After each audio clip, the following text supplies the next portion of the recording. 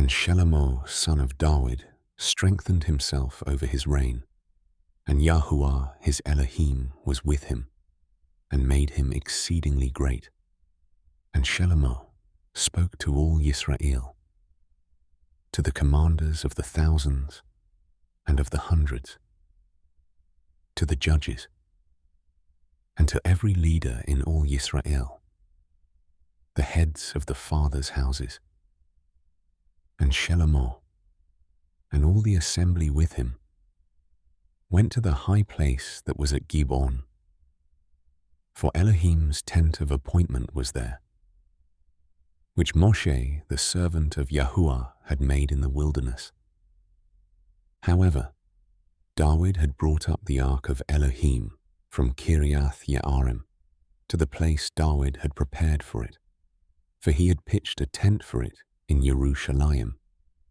And the bronze slaughter place that Betzalel, son of Uri, son of Hur, had made, he put before the dwelling place of Yahuah.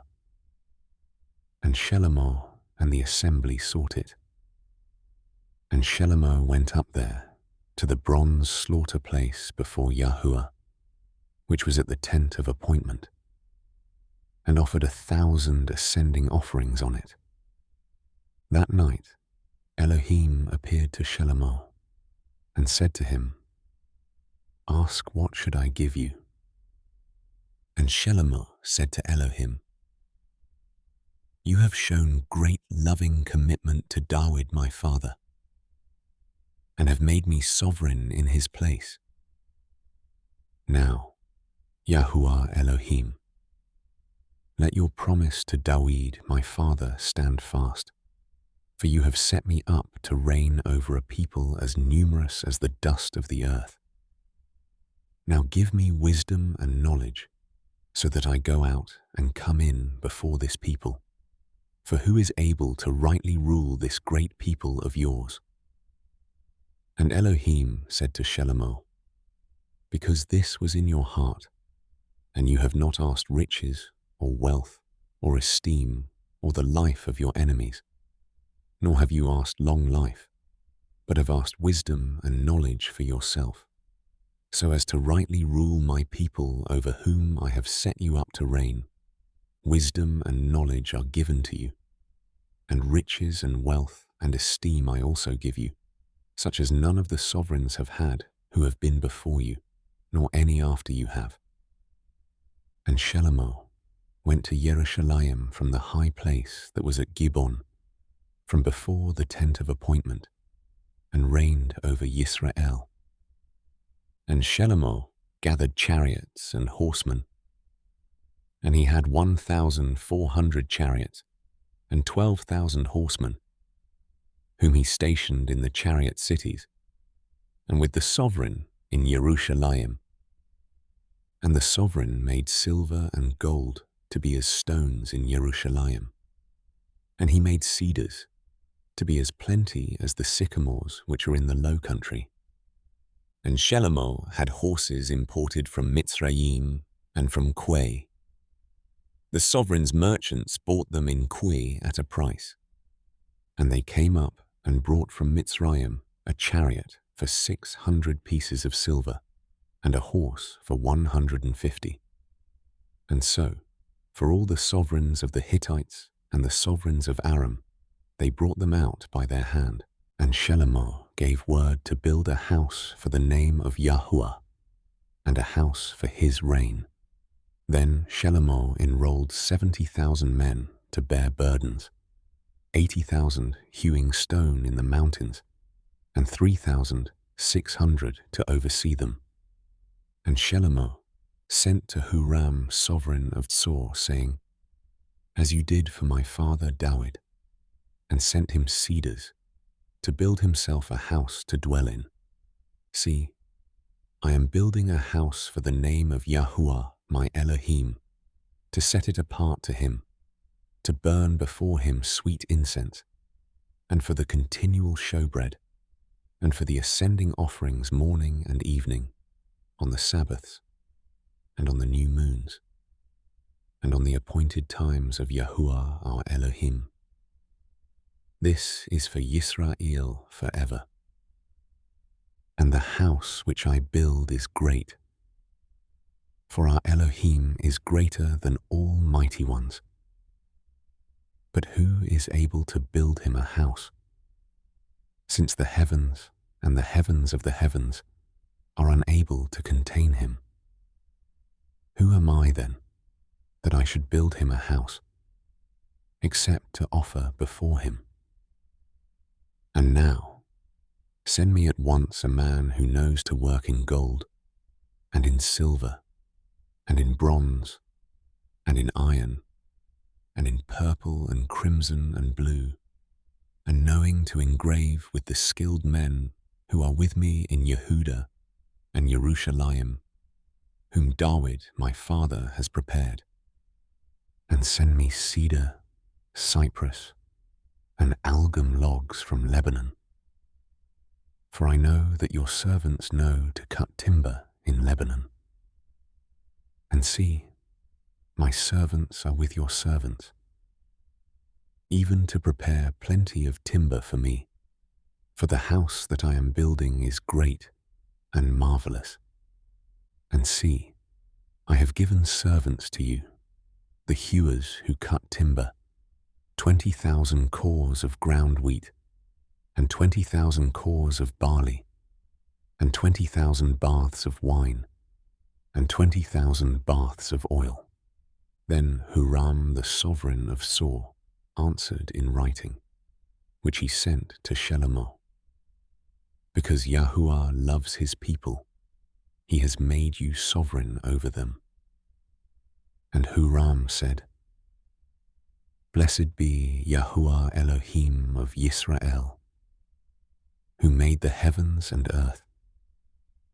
For he has given sovereign David a wise son, knowing wisdom and understanding, to build a house for Yahuah and a house for his reign.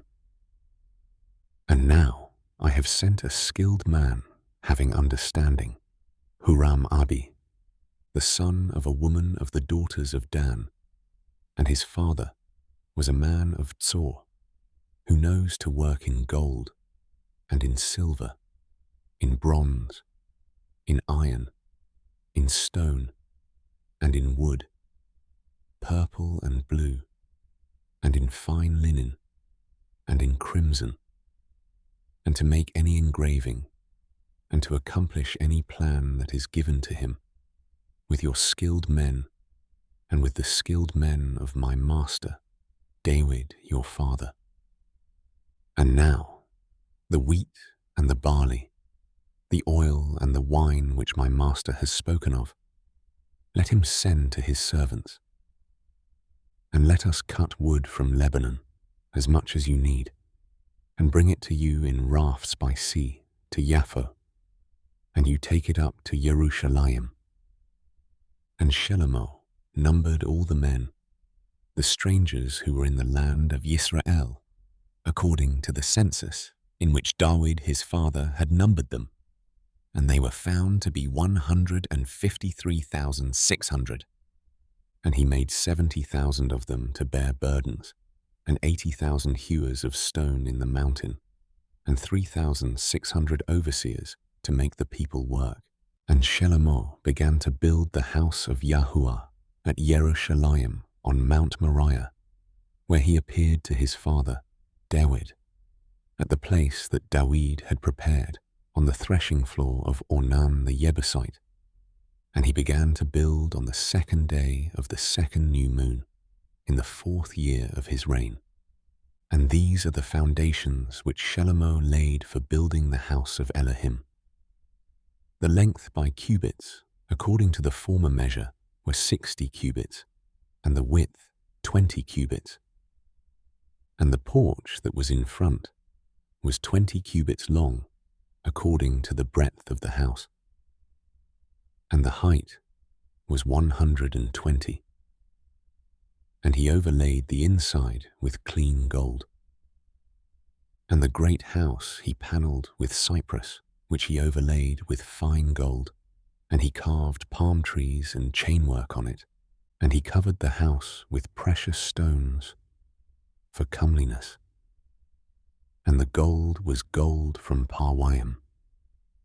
And he overlaid the house, the beams, the doorposts, and its walls, and its doors with gold, and carved cherubim on the walls.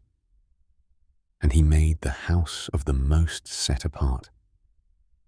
Its length was according to the width of the house, 20 cubits, and its width 20 cubits. And he overlaid it with fine gold, 600 talents. And the weight of the nails was 50 shekels of gold. And he overlaid the upper rooms with gold.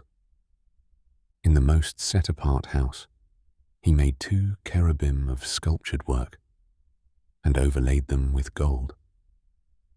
And the wings of the cherubim, their total length was 20 cubits.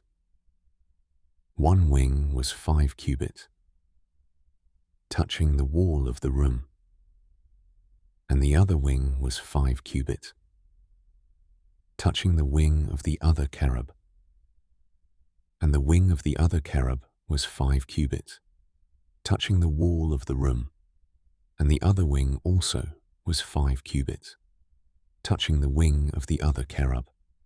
The wings of these cherubim spread out 20 cubits, and they stood on their feet, and they faced inward.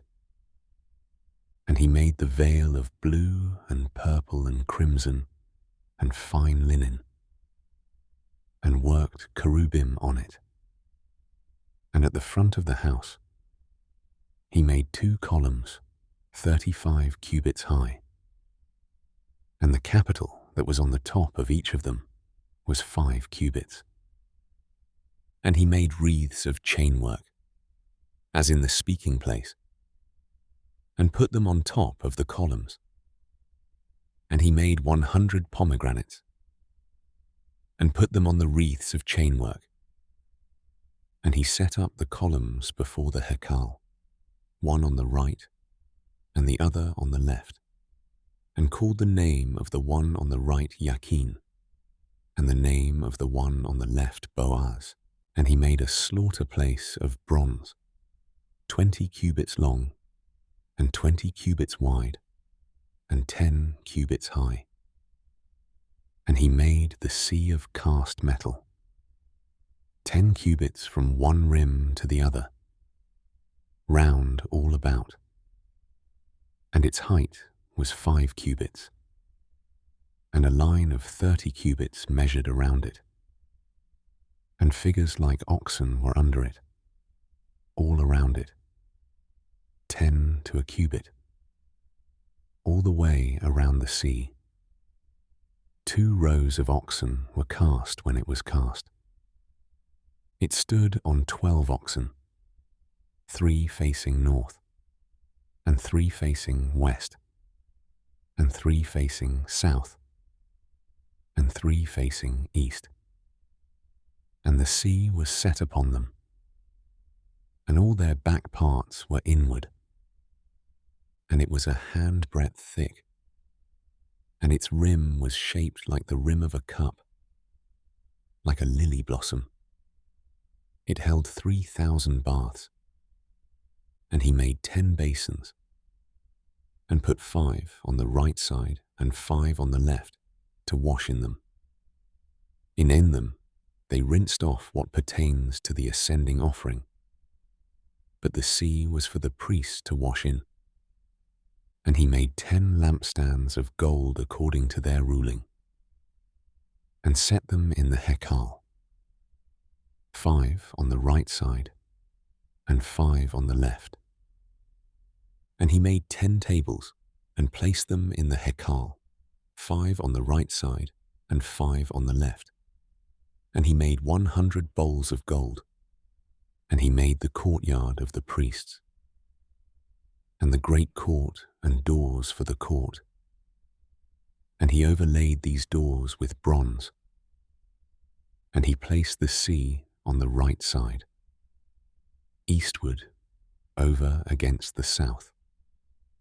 And Huram made the pots and the shovels and the bowls. So Huram completed doing the work that he was to do for sovereign Shelomo for the house of Elohim. The two columns and the bowl-shaped capitals that were on top of the two columns, and the two networks to cover the two bowl-shaped capitals which were on top of the columns, and 400 pomegranates for the two networks.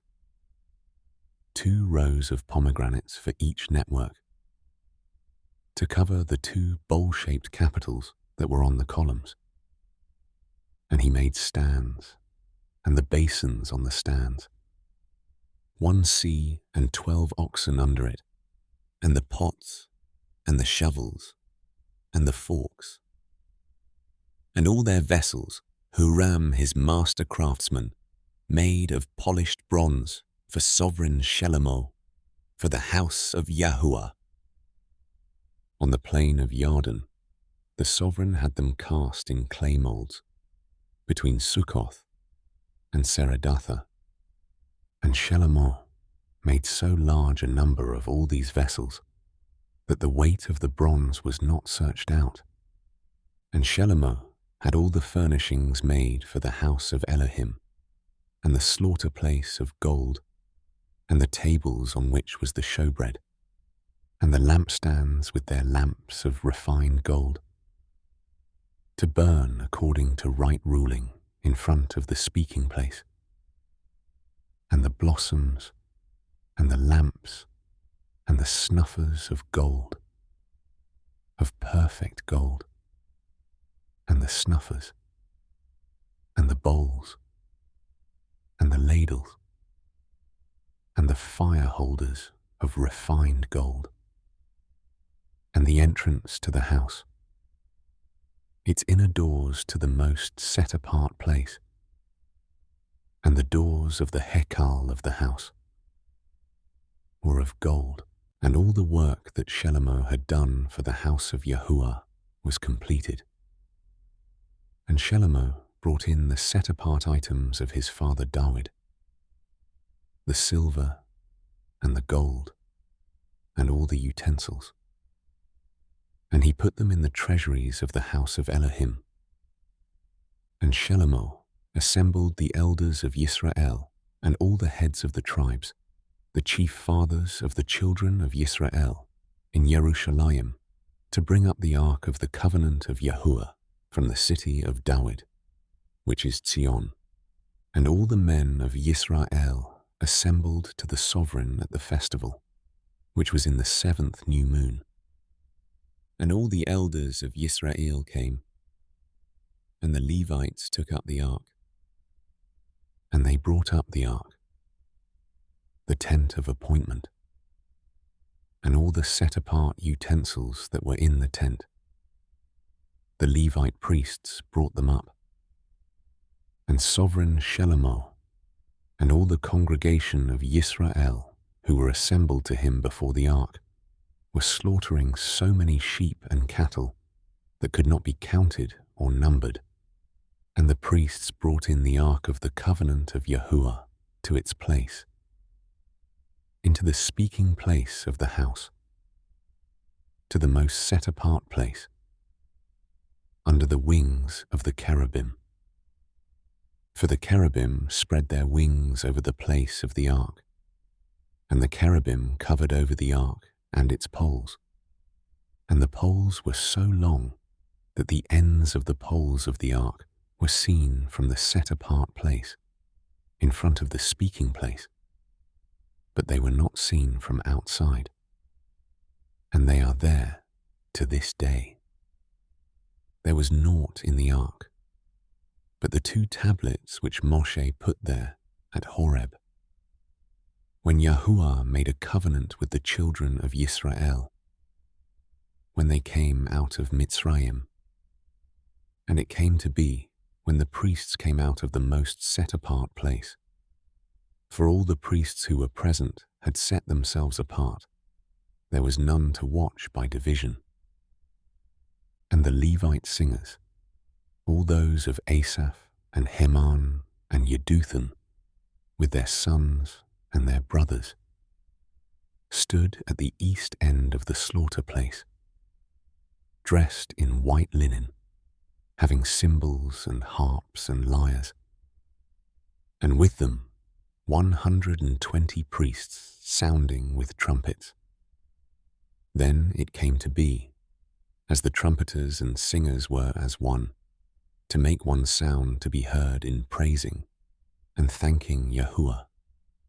And when they lifted up their voice with the trumpets, and with cymbals, and with instruments of song, and giving praise to Yahuah, for he is good, for his loving commitment is everlasting, that the house of Yahuah, was filled with a cloud, and the priests were unable to stand and perform the service because of the cloud, for the esteem of Yahuah filled the house of Elohim. Then Shlomo said, Yahuah has said he would dwell in the dark cloud, but I have built you an exalted house and a place for you to dwell in forever. And the sovereign turned around and blessed all the assembly of Yisrael, while all the assembly of Yisrael stood. And he said, Blessed be Yahuah Elohim of Yisrael, who has filled with his hands what he spoke with his mouth to my father Dawid, saying, From the day that I brought my people out of the land of Mitzrayim, I have chosen no city from any tribe of Yisrael in which to build a house for my name to be there, nor did I choose any man to be a leader over my people Yisrael, but I have chosen Yerushalayim for my name to be there, and I have chosen Dawid to be over my people Yisrael. And it was in the heart of my father Dawid to build a house for the name of Yahuah Elohim of Yisrael. But Yahuah said to my father Dawid, Because it was in your heart to build a house for my name, you did well in that it was in your heart. But you do not build the house, for your son who comes forth from your loins, he does build the house for my name. Now Yahuah has established his word which he spoke, and I have been raised up instead of my father Dawid, and sit on the throne of Yisrael, as Yahuah promised. And I have built the house for the name of Yahuah Elohim of Yisrael. And there I have placed the ark, in which is the covenant of Yahuah, which he made with the children of Yisrael. And he stood before the slaughter place of Yahuah in front of all the assembly of Yisrael, and spread out his hands. For Shlomo had made a bronze platform 5 cubits long, and 5 cubits broad, and 3 cubits high, and had put it in the midst of the court. And he stood on it, and knelt down on his knees before all the assembly of Yisrael, and spread out his hands toward the heavens, and said, Yahuah Elohim of Yisrael, there is no Elohim in the heavens or on earth like you, guarding the covenant and loving commitment with your servants who walk before you with all their heart, who has guarded what you promised your servant Dawid, my father.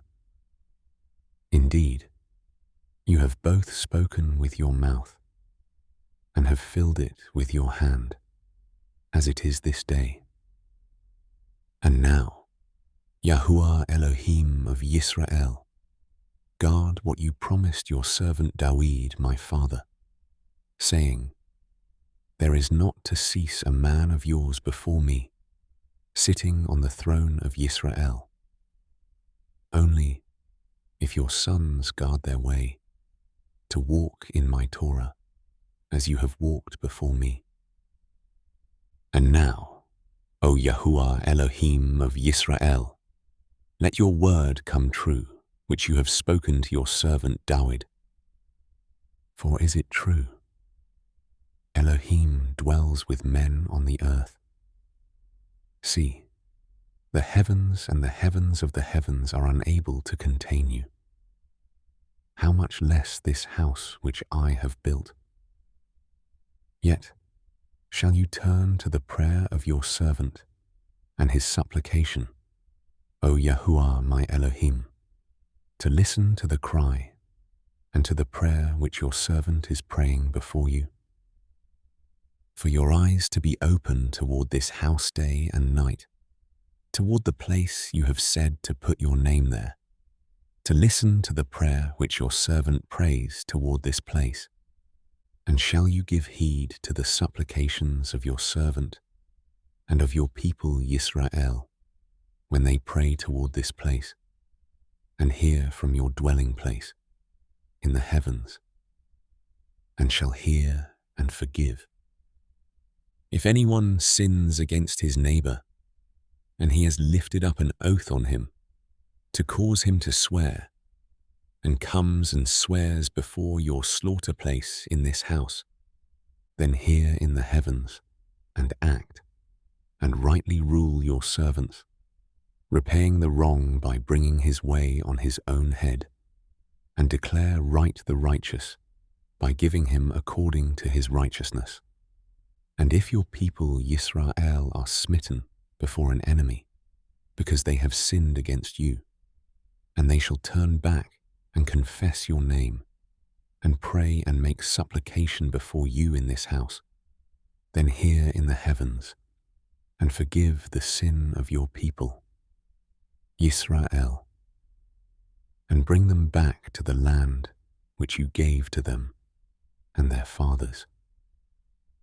When the heavens are shut up, and there is no rain, because they have sinned against you, and they shall pray toward this place, and confess your name, and turn from their sin, because you afflict them, then hear in the heavens, and forgive the sin of your servants, your people, Yisrael, for you teach them the good way in which they should walk, and shall send rain on your land, which you have given to your people as an inheritance.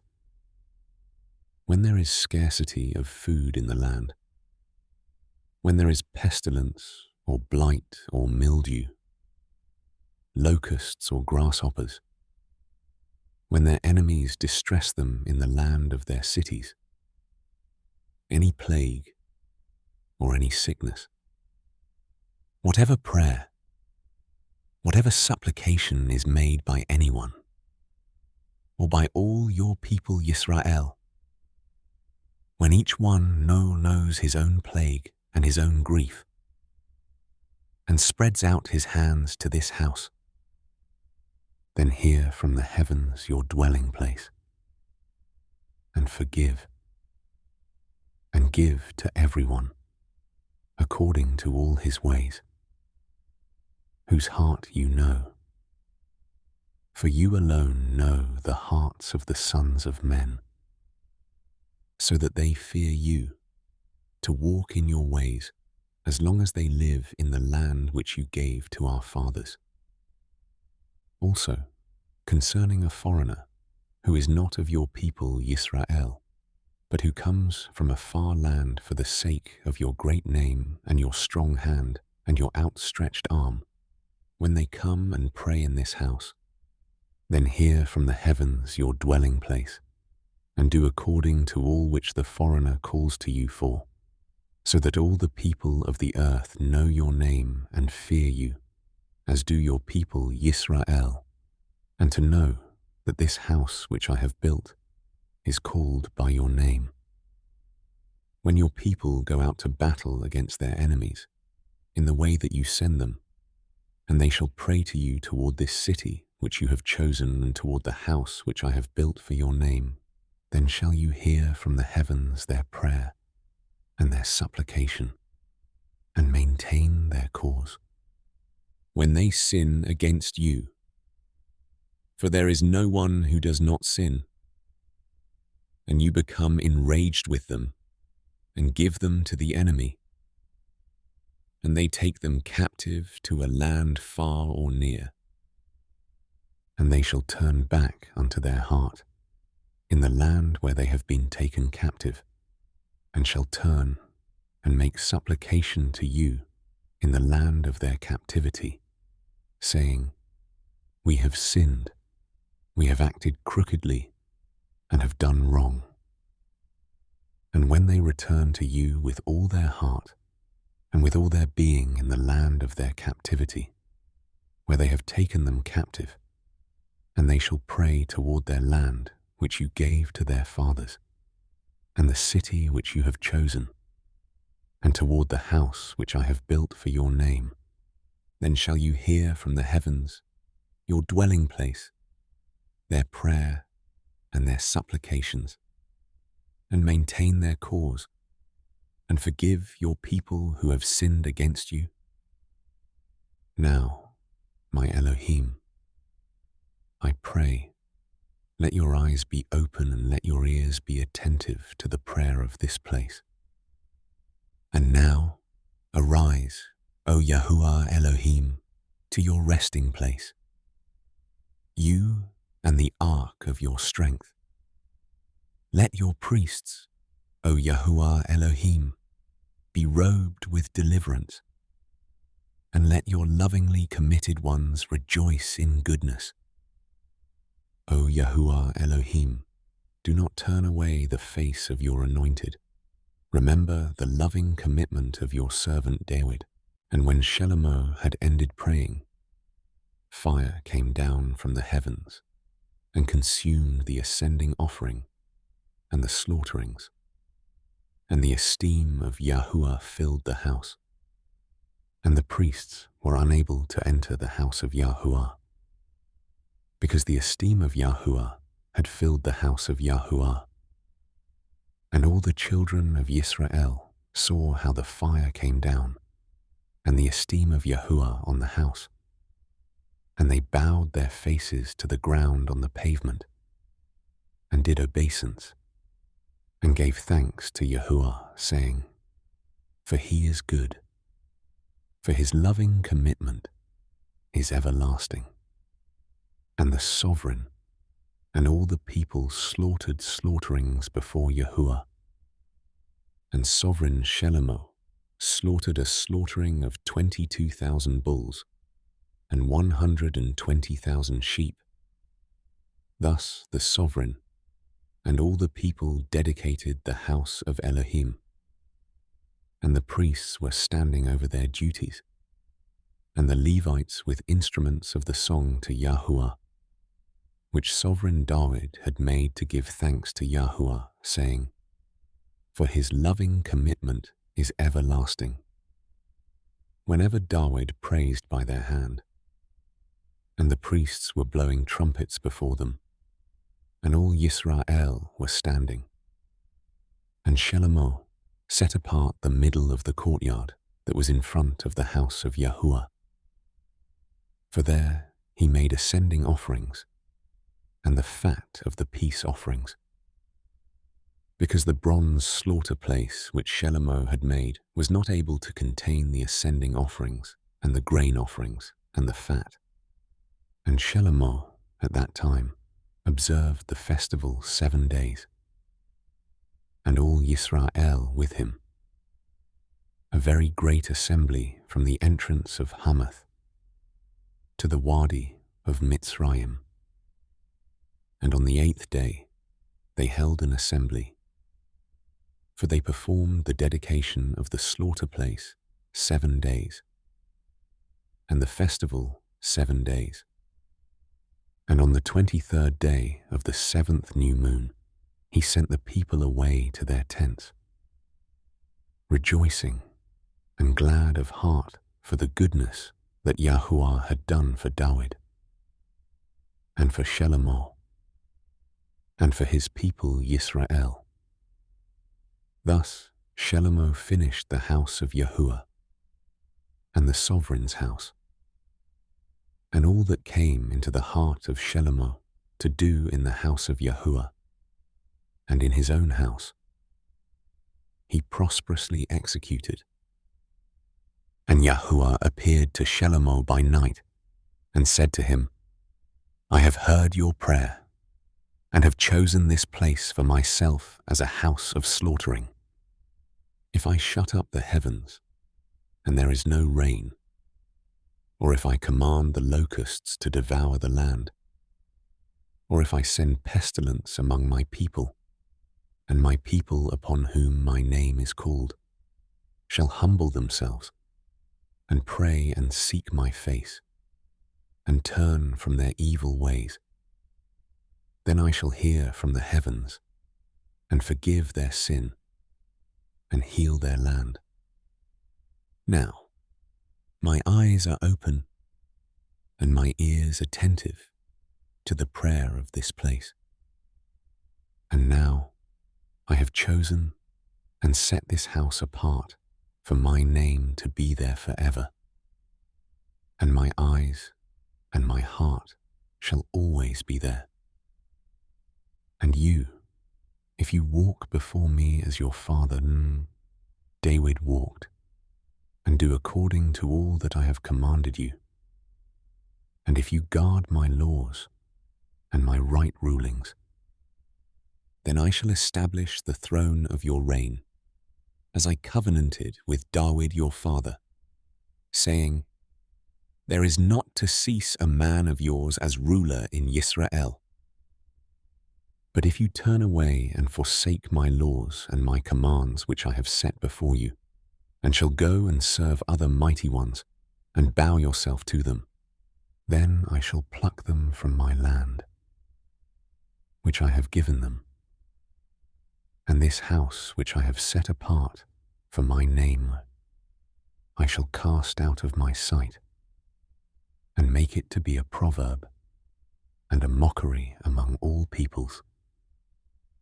And this house, which has been exalted, everyone who passes by it shall be astonished and say, Why has Yahuah done thus to this land and this house?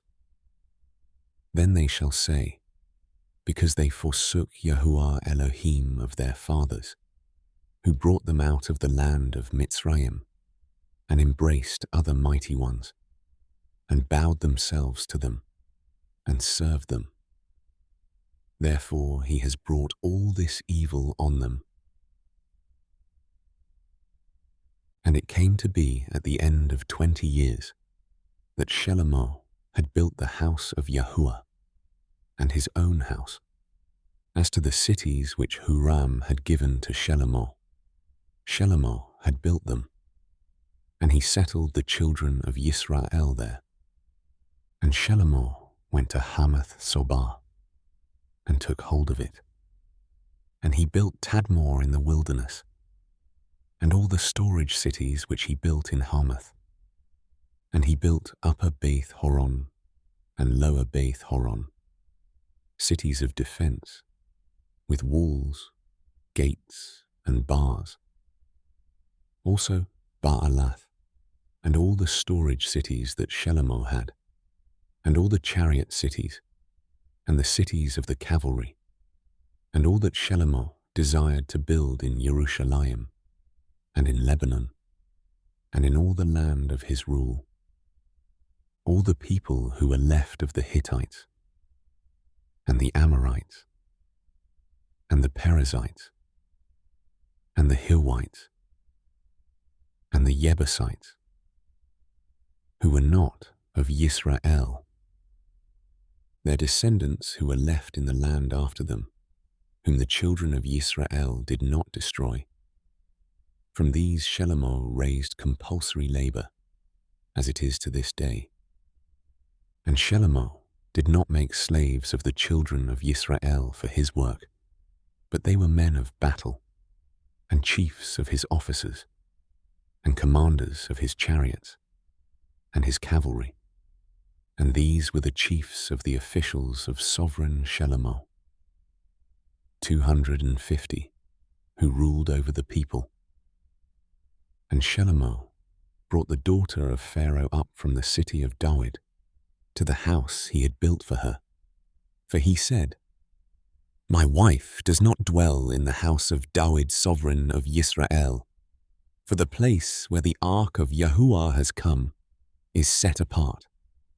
Then Shelomo offered ascending offerings to Yahuah on the slaughter place of Yahuah, which he had built before the porch, even as the duty of every day required, offering according to the command of Moshe, for the Sabbaths, and for the new moons, and for the appointed times 3 times a year, the festival of Matzot, and the festival of Shabuot, and the festival of Sukkot.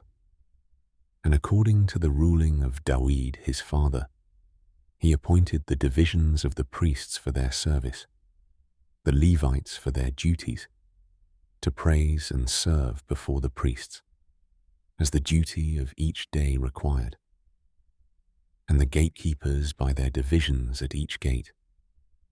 For so was the command of Dawid, the man of Elohim.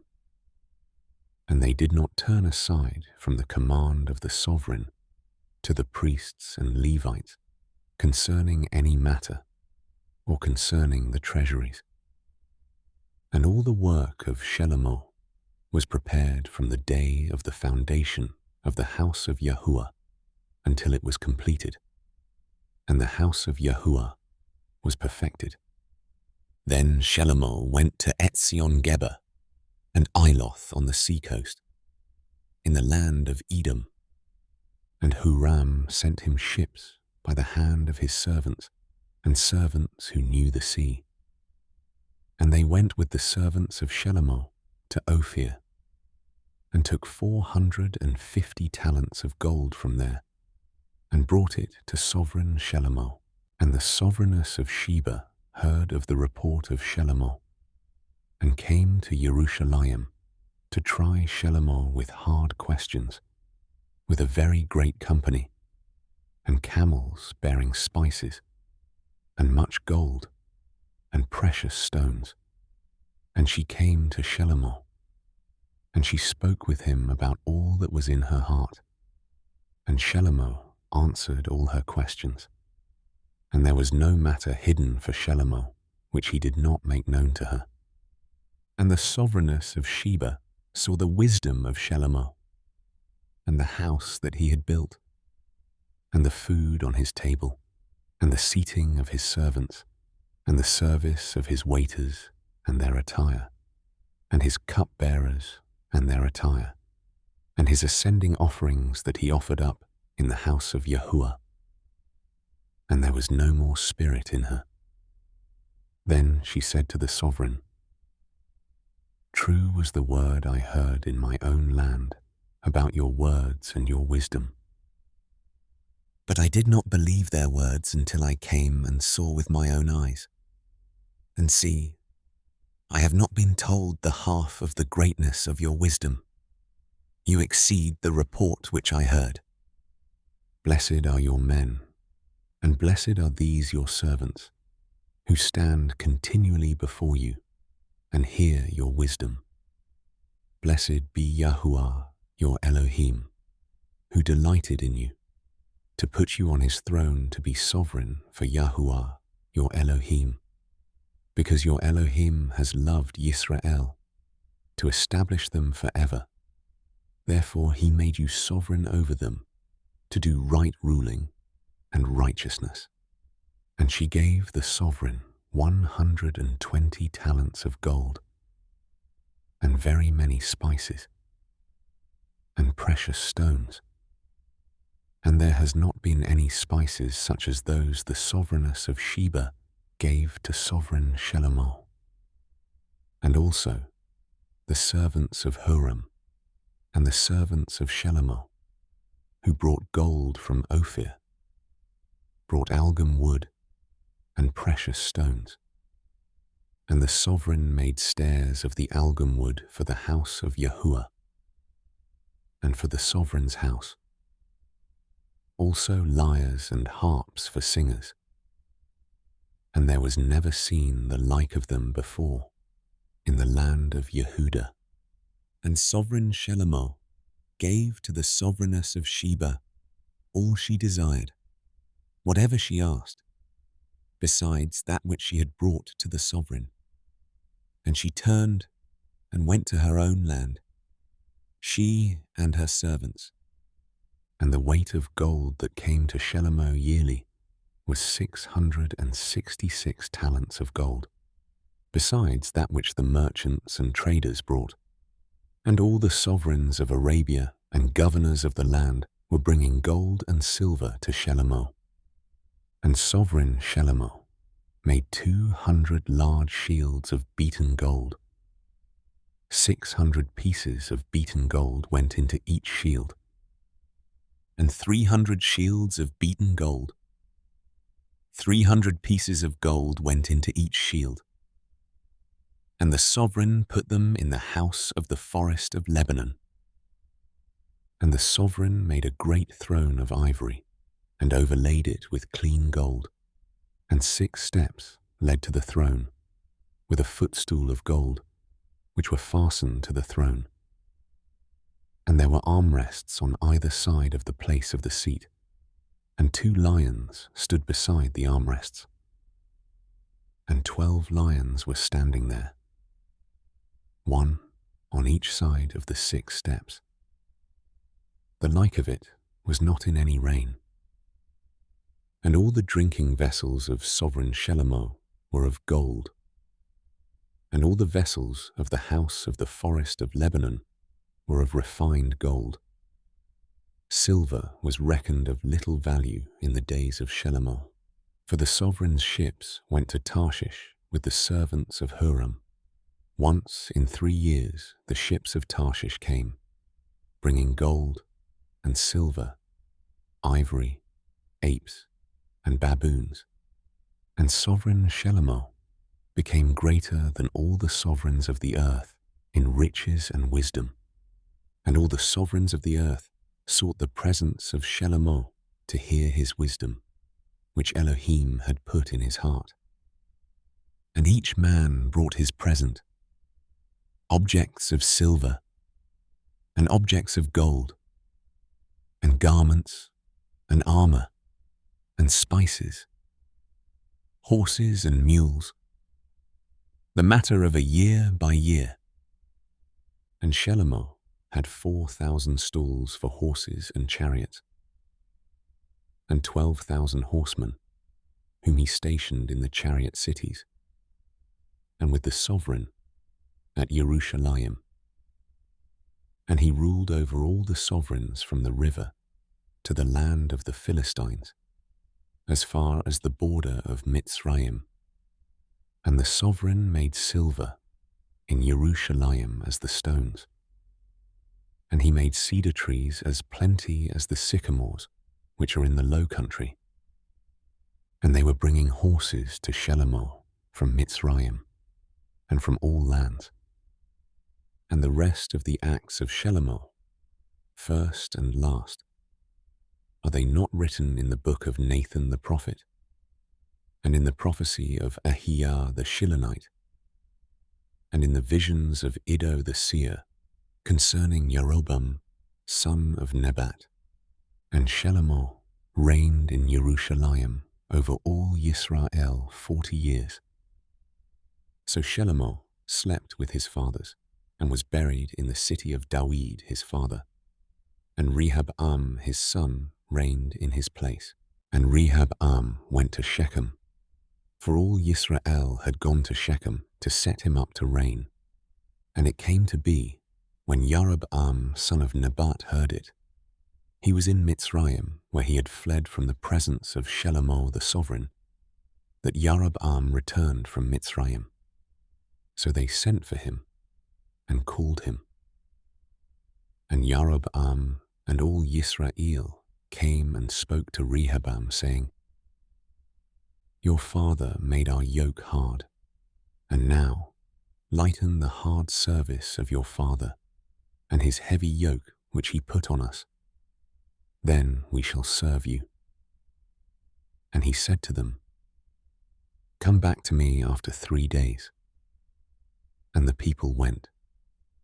Then sovereign Rehoboam consulted the elders who stood before his father Shelomo while he still lived, saying, "What do you advise me to answer these people?" And they spoke to him, saying, "If you are good to these people, and shall please them, and speak good words to them, they shall be your servants all the days." But he ignored the advice the elders gave him, and consulted the young men who had grown up with him, who stood before him. And he said to them, "What advice do you give? How should we answer this people who have spoken to me, saying, 'Lighten the yoke which your father put on us'?" And the young men who had grown up with him spoke to him, saying, "Say this to the people who have spoken to you, saying, 'Your father made our yoke heavy, but you make it lighter on us.' Say this to them, 'My little finger is thicker than my father's waist. And now my father put a heavy yoke on you, but I add to your yoke. My father chastised you with whips, but I with scourges." So Jeroboam and all the people came to Rehoboam on the third day, as the sovereign commanded, saying, "Come back to me the third day." And the sovereign answered them harshly. Thus Sovereign Rehoboam ignored the advice of the elders, and spoke to them according to the advice of the young men, saying, "My father made your yoke heavy, but I add to it. My father chastised you with whips, but I with scourges."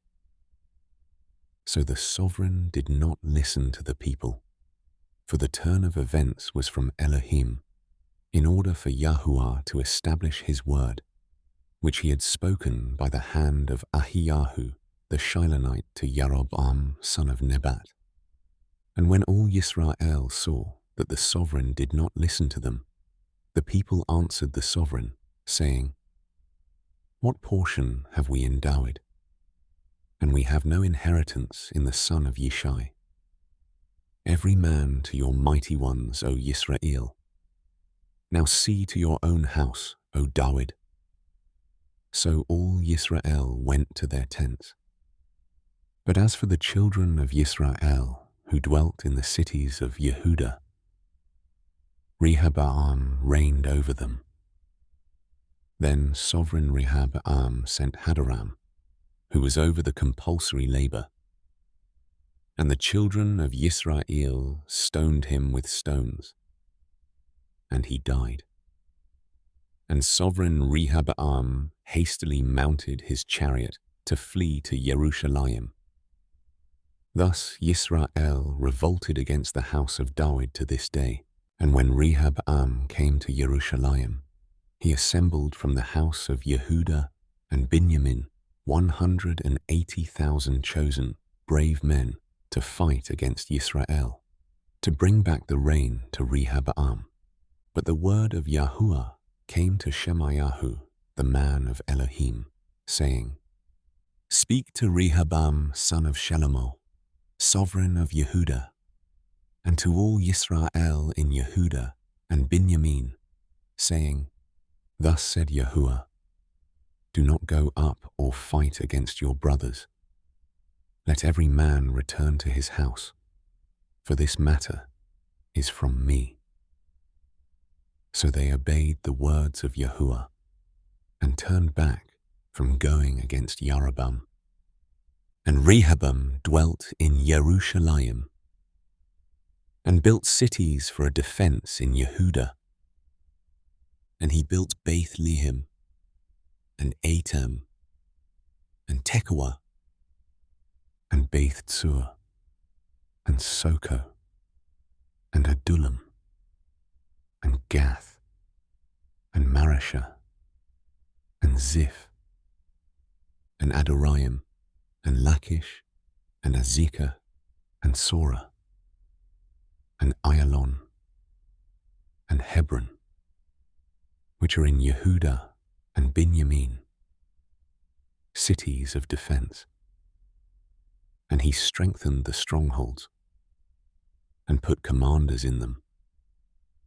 and stores of food, and oil, and wine, and shields and spears in every city, and made them very strong.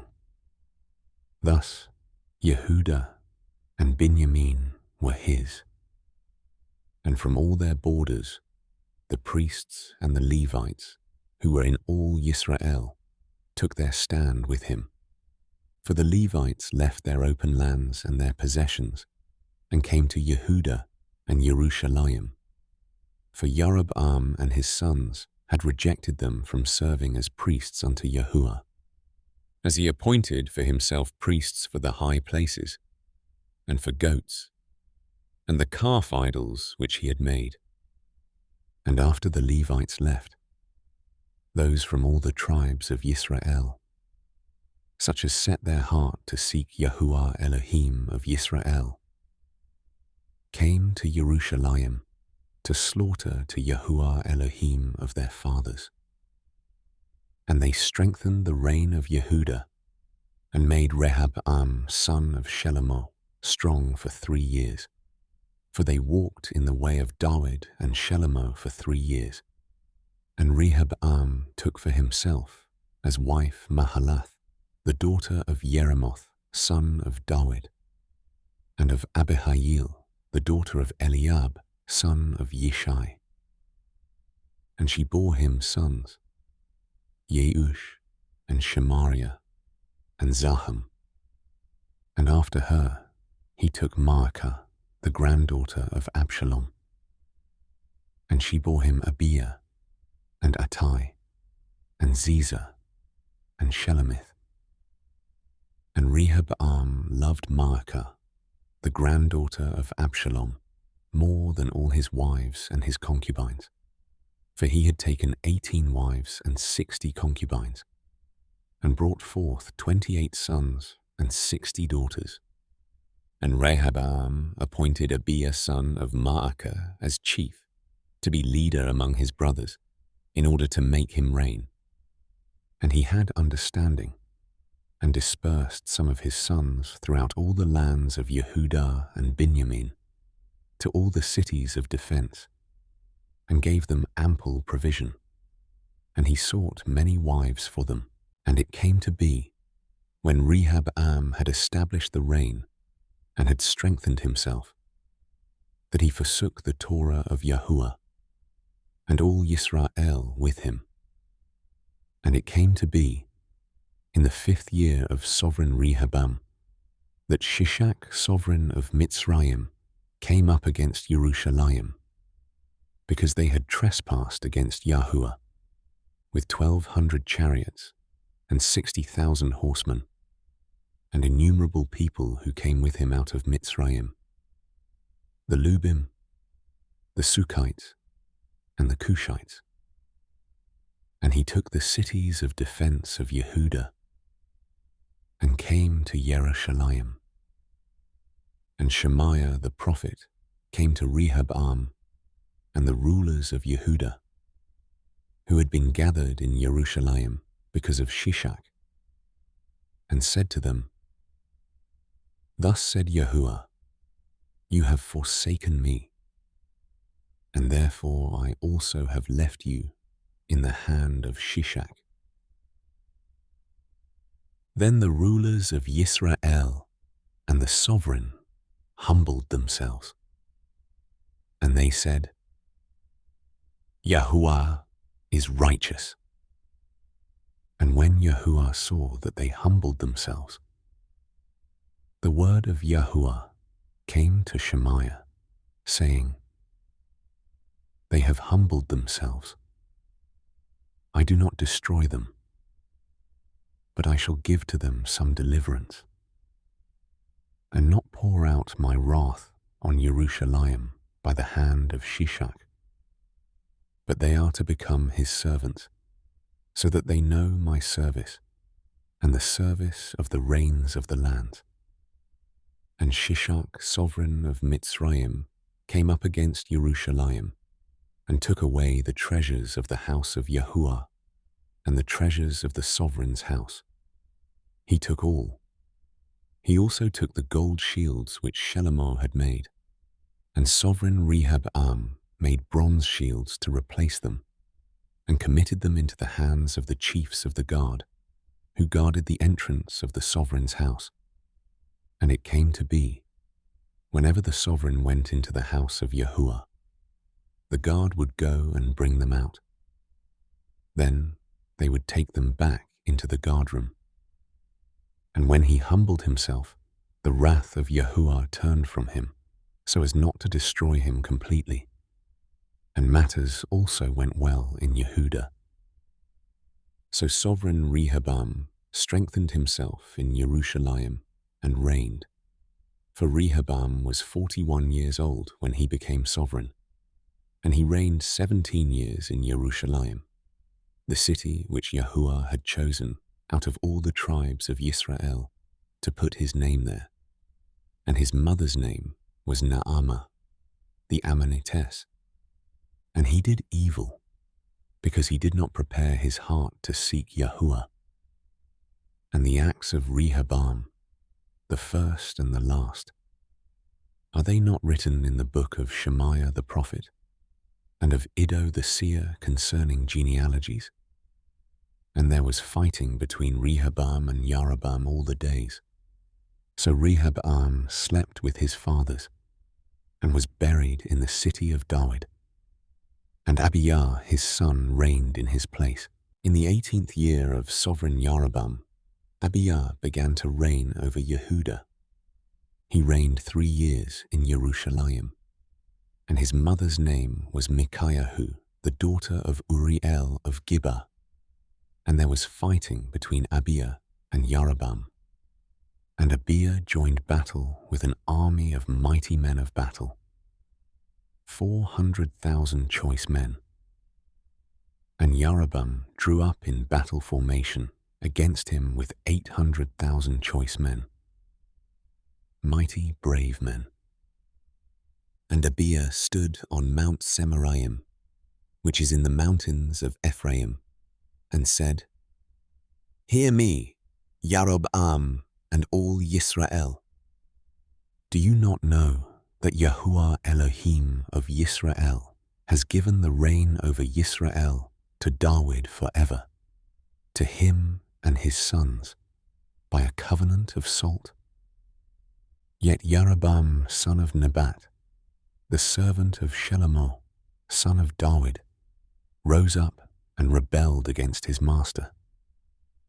And vain men gathered to him, sons of Belial, and strengthened themselves against Rehoboam, son of Shelomoh, when Rehoboam was young and tender of heart, and could not be strong against them. And now you think to be strong against the reign of Yahuah, which is in the hand of the sons of David. And you are a large crowd. And with you are the gold calves which Jeroboam made for you as mighty ones. Have you not thrown out the priests of Yahuah, the sons of Aharon, and the Levites, and made for yourselves priests, like the peoples of the lands, so that whoever comes to ordain himself with a young bull and 7 rams, then becomes a priest of what are not mighty ones? But as for us, Yahuah is our Elohim, and we have not forsaken him. And priests are serving Yahuah, the sons of Aharon and the Levites, in the work, and are burning to Yahuah every morning and every evening, ascending offerings and sweet incense. And the showbread is set on the clean table, and the lampstand of gold with its lamps to burn every evening. For we are guarding the charge of Yahuah our Elohim. But you have forsaken him. And see, with us as head is Elohim himself, and his priests with sounding trumpets to sound the alarm against you. O children of Yisrael, do not fight against Yahuah Elohim of your fathers, for you are not going to prosper. But Yaroboam sent round an ambush to go behind them, so they were in front of Yehudah, and the ambush was behind them. And Yehudah turned and saw the battle was both in front and behind them. Then they cried out to Yahuah, and the priests sounded the trumpets. And the men of Yehudah gave a shout, and it came to be, as the men of Yehudah shouted, that Elohim smote Yaroboam and all Yisrael before Abiah and Yehudah. And the children of Yisrael fled before Yehudah, and Elohim gave them into their hand. And Abiah and his people struck them with a great slaughter, and 500,000 choice men of Yisrael fell slain. And the children of Yisrael were humbled at that time, while the children of Yehudah prevailed, because they relied on Yahuah Elohim of their fathers. And Abiah pursued Yaroboam and captured cities from him, Beth El with its villages, and Yeshanah with its villages, and Ephron with its villages. And Yaroboam did not regain power again in the days of Abiyahu. And Yahuah smote him, and he died. But Abiah became strong, and took 14 wives, and brought forth 22 sons, and 16 daughters. And the rest of the acts of Abiah, and his ways, and his words are written in the commentary of the prophet Iddo. So Abiah slept with his fathers, and they buried him in the city of David. And Asa his son reigned in his place. In his days the land rested 10 years. And Asa did what was good and what was right in the eyes of Yahuah his Elohim, and removed the slaughter places of the stranger and the high places, and broke down the pillars, and cut down the Asherim, and commanded Yehudah to seek Yahuah Elohim of their fathers, and to do the Torah and the command. And he removed the high places and the sun pillars from all the cities of Yehudah, and the rain rested under him. And he built cities of defense in Yehudah, since the land had rest, and he had no fighting in those years, because Yahuah had given him rest. And he said to Yehudah, let us build these cities and make walls around them, and towers, gates, and bars, while the land is yet before us, because we have sought Yahuah our Elohim. We have sought, and he has given us rest all around. So they built and prospered. And Asa had an army of 300,000 men from Yehudah bearing shields and spears, and from Benjamin 280,000 men bearing shields and drew bows. All of them were mighty brave men, and Zerah the Cushite came out against them with an army of 1,000,000 men and 300 chariots. And he came to Mareshah. And Asa went out against him, and they set battle in array in the valley of Tzephathah at Mareshah. And Asa called to Yahuah his Elohim, and said, Yahuah, there is no one but you to help between the mighty and the powerless. Help us, O Yahuah our Elohim, for we rest on you, and in your name we go against this crowd. O Yahuah, you are our Elohim. Do not let man prevail against you. So Yahuah smote the Cushites before Asa and Yehudah, and the Cushites fled. And Asa and the people who were with him pursued them to Gerar. And the Cushites fell, until none was left alive for them. For they were broken before Yahuah and his army. And they took very much spoil, and struck all the cities around Gerar, for the fear of Yahuah came upon them. And they plundered all the cities, for there was exceedingly much spoil in them. And they also struck the camps of the herdsmen, and captured many sheep and camels, and returned to Jerusalem. And the spirit of Elohim came upon Azariahu son of Oded. And he went out to face Asa, and said to him, Hear me, Asa, and all Yehudah and Binyamin. Yahuah is with you while you are with him. And if you seek him, he is found by you. But if you forsake him, he forsakes you. And for many days Yisrael has been without the true Elohim, and without a Torah priest, and without Torah. But in their distress they turned to Yahuah Elohim of Yisrael, and they sought him, and he was found by them. And in those days there was no peace to the one who went out, nor to the one who came in.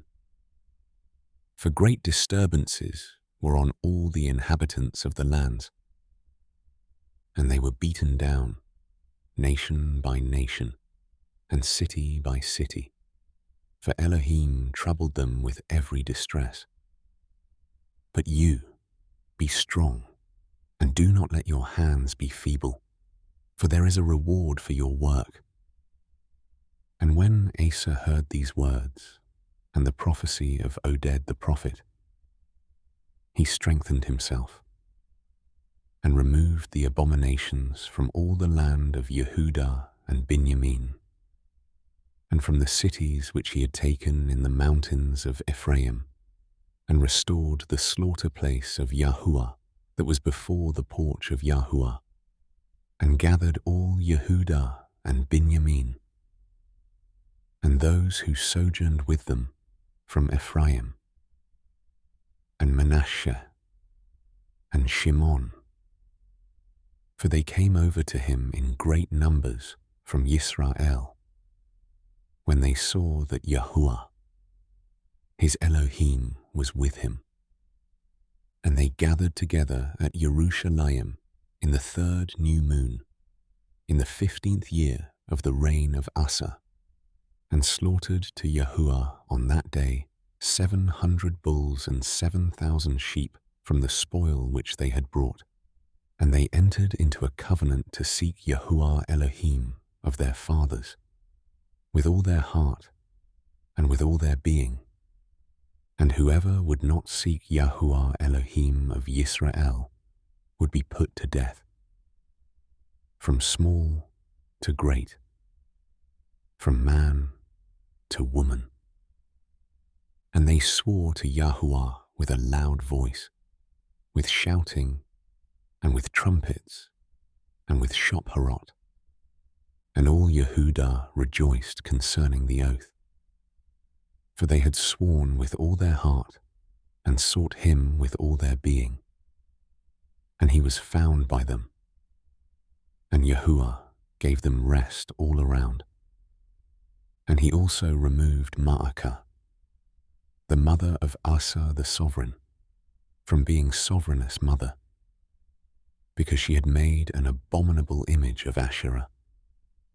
And Asa cut down her abominable image, and crushed it, and burned it by the Wadi Kidron. Yet the high places were not removed from Yisrael. However, the heart of Asa was perfect all his days. And he brought into the house of Elohim the set-apart items of his father, and his own set-apart items, silver, and gold and utensils. And there was no more fighting until the 35th year of the reign of Asa. In the 36th year of the reign of Asa, Baasha, the sovereign of Yisrael, came up against Yehudah and built Ramah to prevent anyone going out or coming in to Asa, sovereign of Yehudah. And Asa brought silver and gold from the treasuries of the house of Yahuah and of the sovereign's house, and sent to Ben-Hadad, sovereign of Aram, who dwelt in Damasek, saying, "Let there be a covenant between you and me, as there was between my father and your father. See, I have sent you silver and gold.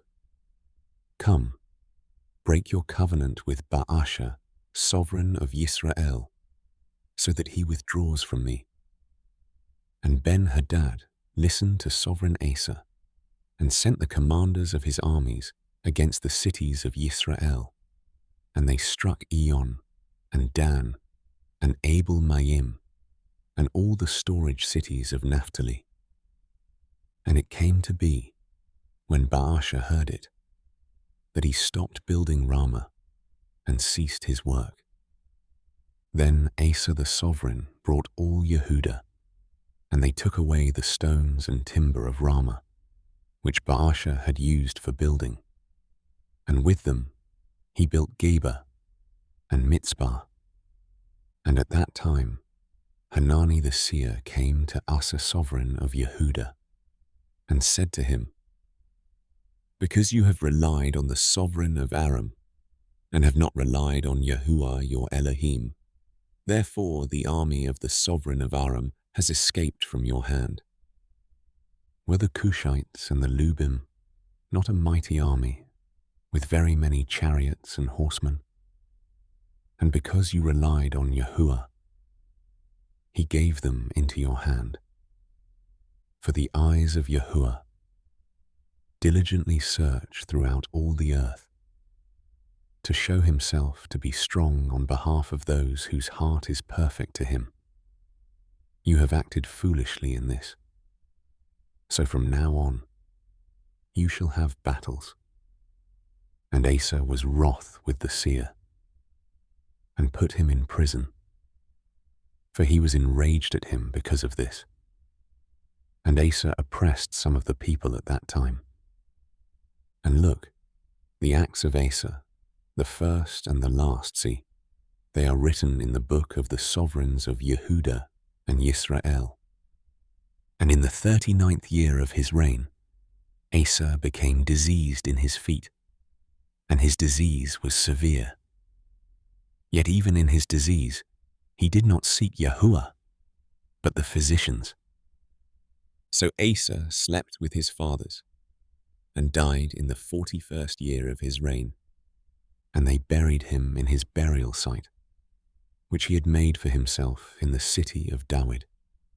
And they laid him in the bed which was filled with spices, and various kinds of ointments, mixed by the perfumer's skill. And they made a very great burning for him.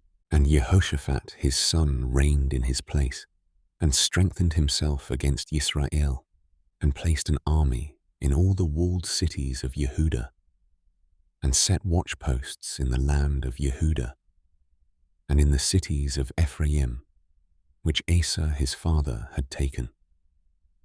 And Yahuah was with Jehoshaphat, for he walked in the former ways of his father David, and did not seek the Baals, but sought the Elohim of his father, and walked in his commands, and not according to the deeds of Yisrael. So Yahuah established the reign in his hand, and all Yehudah gave presents to Jehoshaphat, and he had great riches and esteem, and his heart was exalted in the ways of Yahuah. And he again removed the high places and the Asherim from Yehudah. And in the 3rd year of his reign, he sent his leaders, Ben-Hail, and Obadiah, and Zechariah, and Nethanel, and Micaiah, to teach in the cities of Yehudah. And with them he sent Levites, Shemayahu, and Nethanyahu, and Zebedyahu, and Asahel, and Shemiramoth, and Jehonathan, and Adoniyahu, and Tobiyahu, and Tobadaniah, the Levites, and with them Elishama and Jehoram, the priests. And they taught in Yehudah. And with them was the book of the Torah of Yahuah. And they went around into all the cities of Yehudah and taught the people. And the fear of Yahuah fell on all the reigns of the lands that were around Yehudah. And they did not fight against Jehoshaphat. And some of the Philistines brought Jehoshaphat gifts and a load of silver. And the Arabians brought him flocks, 7,700 rams, and 7,700 male goats. And Jehoshaphat became increasingly great, and he built palaces and storage cities in Yehudah, and he had much work in the cities of Yehudah. And the men of battle, mighty brave men, were in Jerusalem, and these were their numbers, according to their fathers' houses. Of Yehudah, the commanders of thousands, Adnah, the commander, and with him 300,000 mighty brave men. And next to him was Jehohanan the commander, and with him 280,000. And next to him was Amasiah son of Zikri, who volunteered himself to Yahuah, and with him 200,000 mighty brave men. And of Binyamin, Eliada, a mighty brave one, and with him 200,000 men armed with bow and shield. And next to him was Jehozabad, and with him 180,000 prepared for battle. These were the ones serving the sovereign, besides those whom the sovereign put in the walled cities throughout all Yehudah. And Jehoshaphat had great riches and esteem, and allied himself with Ahab by marriage. And some years later he went down to visit Ahab in Shomeron. And Ahab slaughtered many sheep and cattle for him and the people with him, and incited him to go up with him to Ramoth-Gilead. And Ahab, sovereign of Yisrael, said to Jehoshaphat, sovereign of Yehudah, do you go with me against Ramoth-Gilead? And he answered him, I am as you are, and my people as your people, even with you in battle. And Jehoshaphat said to the sovereign of Yisrael, please inquire for the word of Yahuah today. And the sovereign of Yisrael gathered the prophets together, 400 men, and said to them, do we go against Ramoth-Gilead to battle, or do I refrain? And they said, go up, for Elohim does give it into the sovereign's hand. But Jehoshaphat said, is there not still a prophet of Yahuah here, so that we inquire of him? And the sovereign of Yisrael said to Jehoshaphat, there is still one man to inquire of Yahuah from him, but I hate him, because he never prophesies good concerning me, but always evil. He is Mikayahu, the son of Yimlah. And Jehoshaphat said, let not the sovereign say so. So the sovereign of Yisrael called one of his officers and said, bring Mikahu son of Yimlah at once. And the sovereign of Yisrael and Jehoshaphat, the sovereign of Yehudah, dressed in their robes, sat each on his throne, and they sat at a threshing floor at the entrance of the gate of Shomeron, and all the prophets were prophesying before them. And Sidkiyahu, son of Kena'ana, had made horns of iron for himself, and said, Thus said Yahuah, with these you push the Arameans until they are destroyed.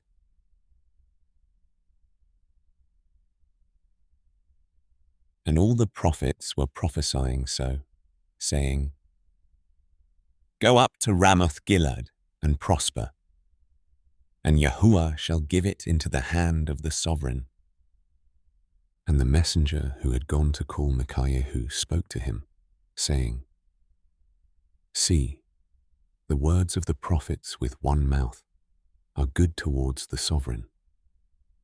So please let your word be like the word of one of them, and you shall speak good.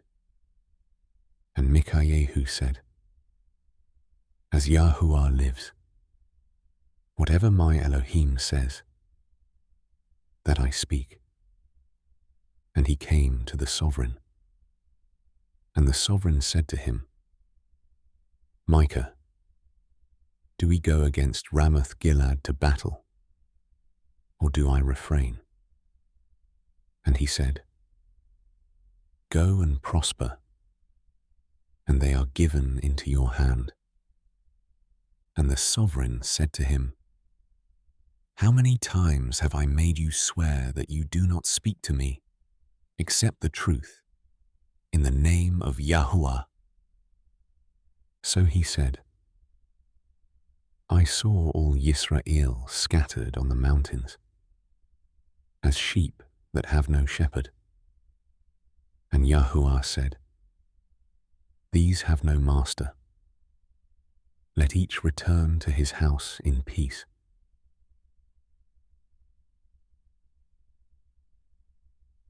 And the sovereign of Yisrael said to Jehoshaphat, Did I not say to you that he would not prophesy good concerning me, but evil? Then he said, Therefore, hear the word of Yahuah. I saw Yahuah sitting on his throne, and all the host of the heavens standing on his right and on his left. And Yahuah said, Who shall entice Ahab, sovereign of Yisrael, to go up and fall at Ramoth Gilead? And one said this, and another said that. And a spirit came forward and stood before Yahuah, and said, Let me entice him.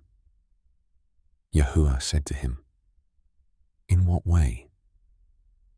And he said, I shall go out and be a spirit of falsehood in the mouth of all his prophets. And he said, Entice him, and also prevail. Go out and do so.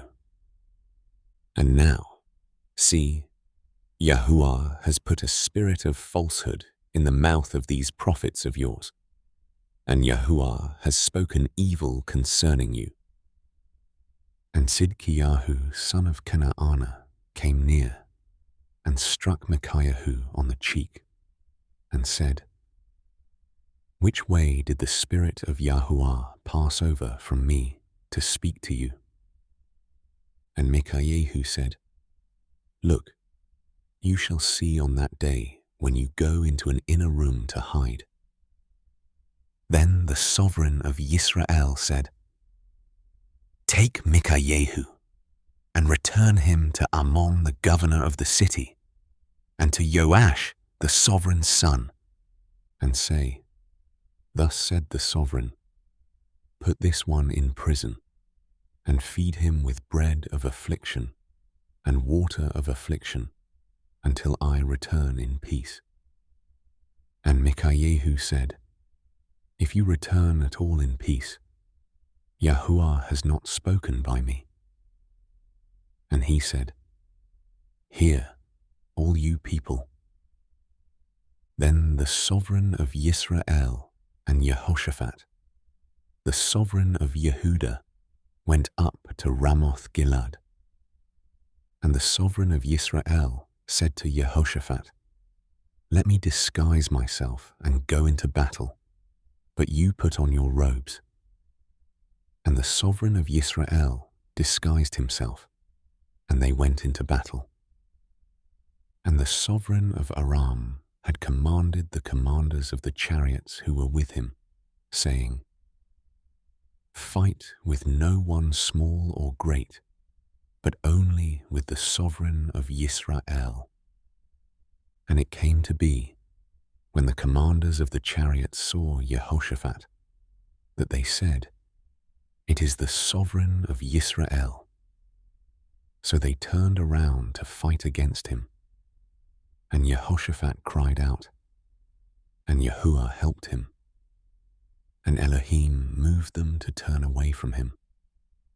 And it came to be, when the commanders of the chariots saw that it was not the sovereign of Yisrael, that they turned back from pursuing him. And a man drew a bow in his simplicity, and struck the sovereign of Yisrael between the joints of his armor. And he said to the driver of his chariot, "Turn around and take me out of the battle, for I am wounded." But the battle increased that day, and the sovereign of Yisrael was propped up in his chariot, facing the Arameans until evening. And he died at the time of the going down of the sun.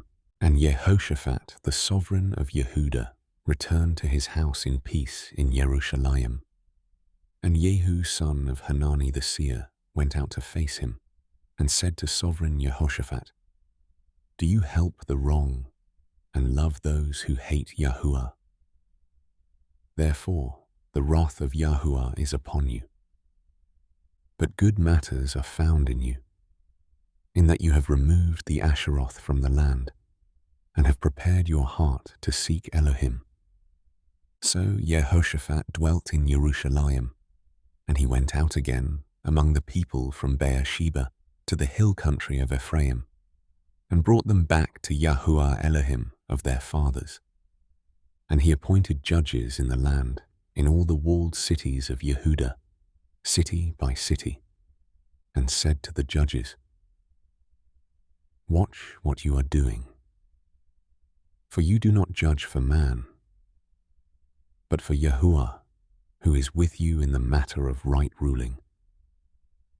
And now let the fear of Yahuah be upon you. Guard and do it, for there is no unrighteousness with Yahuah our Elohim, nor partiality, nor taking of bribes." And in Jerusalem Jehoshaphat also appointed some of the Levites and priests, and some of the chief fathers of Yisrael, for the right ruling of Yahuah, and for dispute. Then they returned to Jerusalem. And he commanded them, saying, "Do this in the fear of Yahuah, trustworthily, and with a perfect heart. When any dispute comes to you from your brothers who dwell in their cities, between blood and blood, between Torah and command, laws and right rulings, then you shall warn them, lest they trespass against Yahuah and wrath come upon you and your brothers. Do this, and you shall not be guilty. And look, Amaryahu the chief priest is over you in all matters of Yahuah, and Zebediah son of Yishmael, the ruler of the house of Yehuda, for all the matters of the sovereign, and the Levites are officials before you. Be strong and do, and Yahuah is with the good." And after this it came to be that the children of Moab and the children of Ammon came in, and with them some of the peoples, against Jehoshaphat to battle. And they came and spoke to Jehoshaphat, saying, "A great army is coming against you from beyond the sea, from Aram." And see, they are in Hatzatsun Tamar, which is En-gedi. And Jehoshaphat was afraid, and set his face to seek Yahuah, and proclaimed a fast throughout all Yehudah. And Yehudah gathered to inquire of Yahuah. Even from all the cities of Yehudah they came to seek Yahuah. And Jehoshaphat stood in the assembly of Yehudah and Jerusalem, in the house of Yahuah, in front of the new courtyard, and said, O Yahuah Elohim of our fathers, are you not Elohim in the heavens? And do you not rule over all the reigns of the nations? And in your hand is there not power and might, so that no one is able to stand against you? Are you not our Elohim? You have driven out the inhabitants of this land before your people Yisrael, and gave it to the seed of Abraham, who loves you forever. And they dwell in it, and have built you a set-apart place in it for your name, saying, if evil does come upon us, such as the sword, judgment, or pestilence, or scarcity of food, we shall stand before this house, and in your presence, for your name is in this house, and cry out to you in our Gedres, and you do hear and save. And now, see, the children of Ammon and Moab and Mount Seir, whom you would not let Yisrael invade when they came out of the land of Mitzrayim, for they turned from them and did not destroy them. And see, they are repaying us by coming in to drive us out of your possession, which you have given us to inherit. O our Elohim, would you not judge them? For we are powerless against this great army that is coming against us, and we do not know what to do, but our eyes are upon you. And all Yehudah, with their little ones, their wives, and their children, stood before Yahuah. And the Spirit of Yahuah came upon Yahaziel, son of Zechariah, son of Benaiah, son of Yeiel, son of Mattaniah, a Levite of the sons of Asaph, in the midst of the assembly.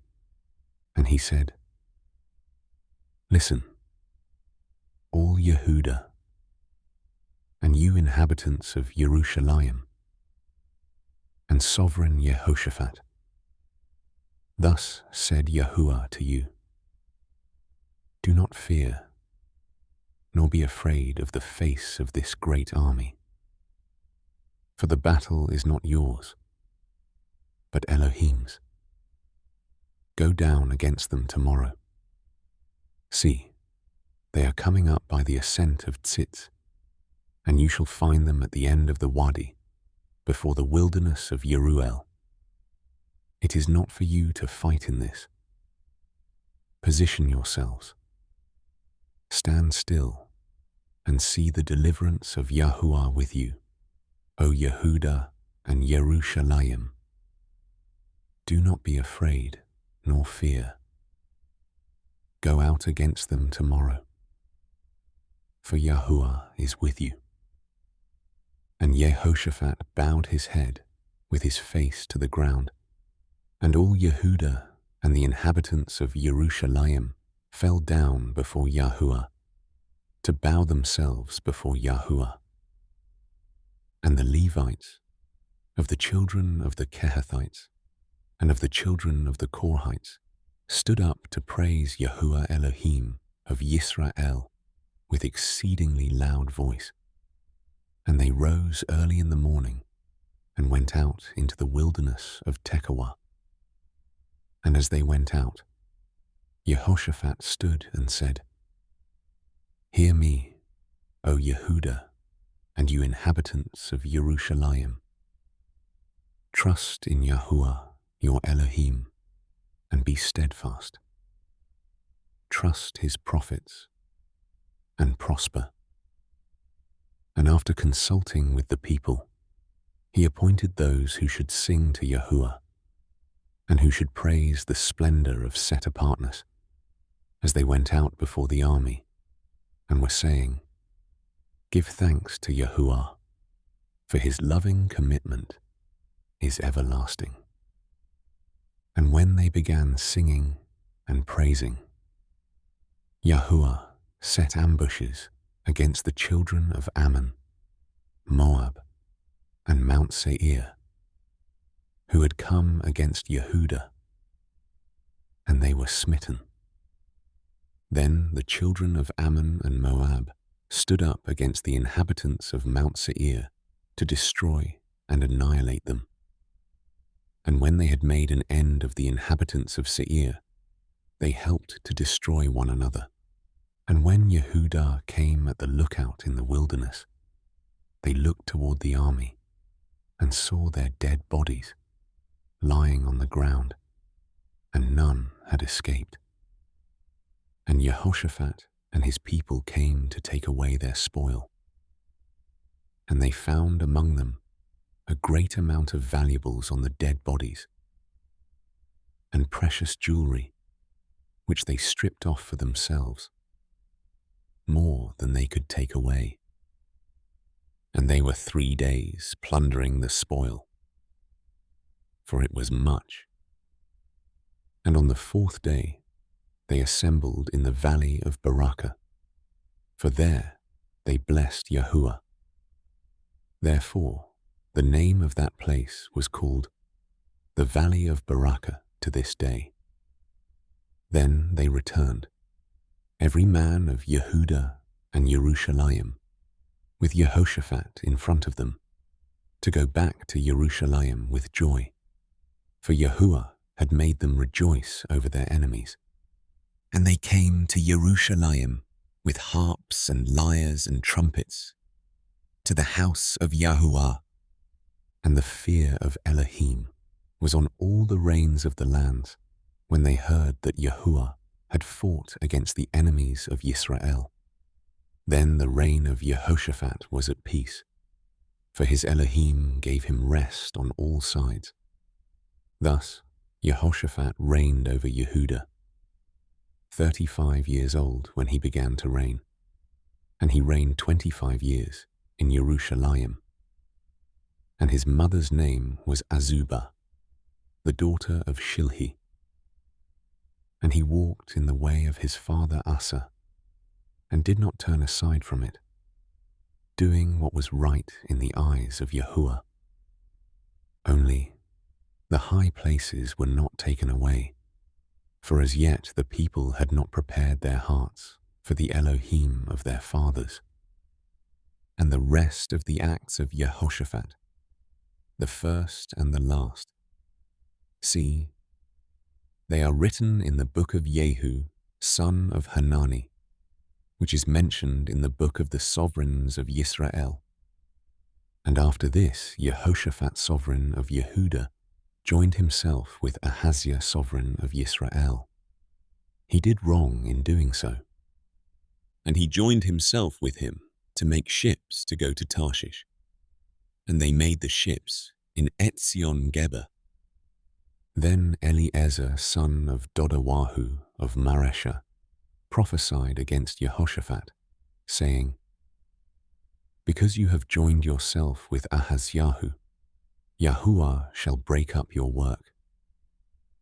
And the ships were wrecked, so that they were unable to go to Tarshish. And Jehoshaphat slept with his fathers, and was buried with his fathers in the city of Dawid. And Jehoram his son reigned in his place.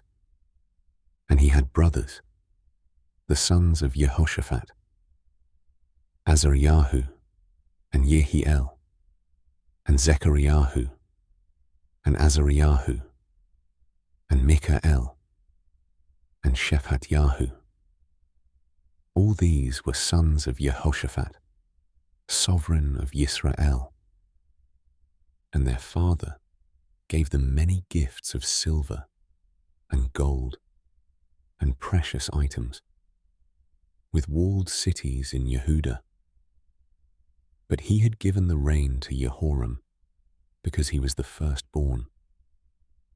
And when Jehoram had risen up over the reign of his father and strengthened himself, he killed all his brothers with the sword, and also others of the heads of Yisrael. Jehoram was 32 years old when he began to reign, and he reigned 8 years in Jerusalem. And he walked in the way of the sovereigns of Yisrael, as the house of Ahab had done. For he had the daughter of Ahab as a wife, and he did evil in the eyes of Yahuah. However, Yahuah would not destroy the house of David, because of the covenant he had made with David, and since he had promised to give a lamp to him and to his sons all the days. In his days, the Edomites revolted from under the hand of Yehudah and appointed a sovereign over themselves. Then Jehoram went out with his officers and all his chariots with him.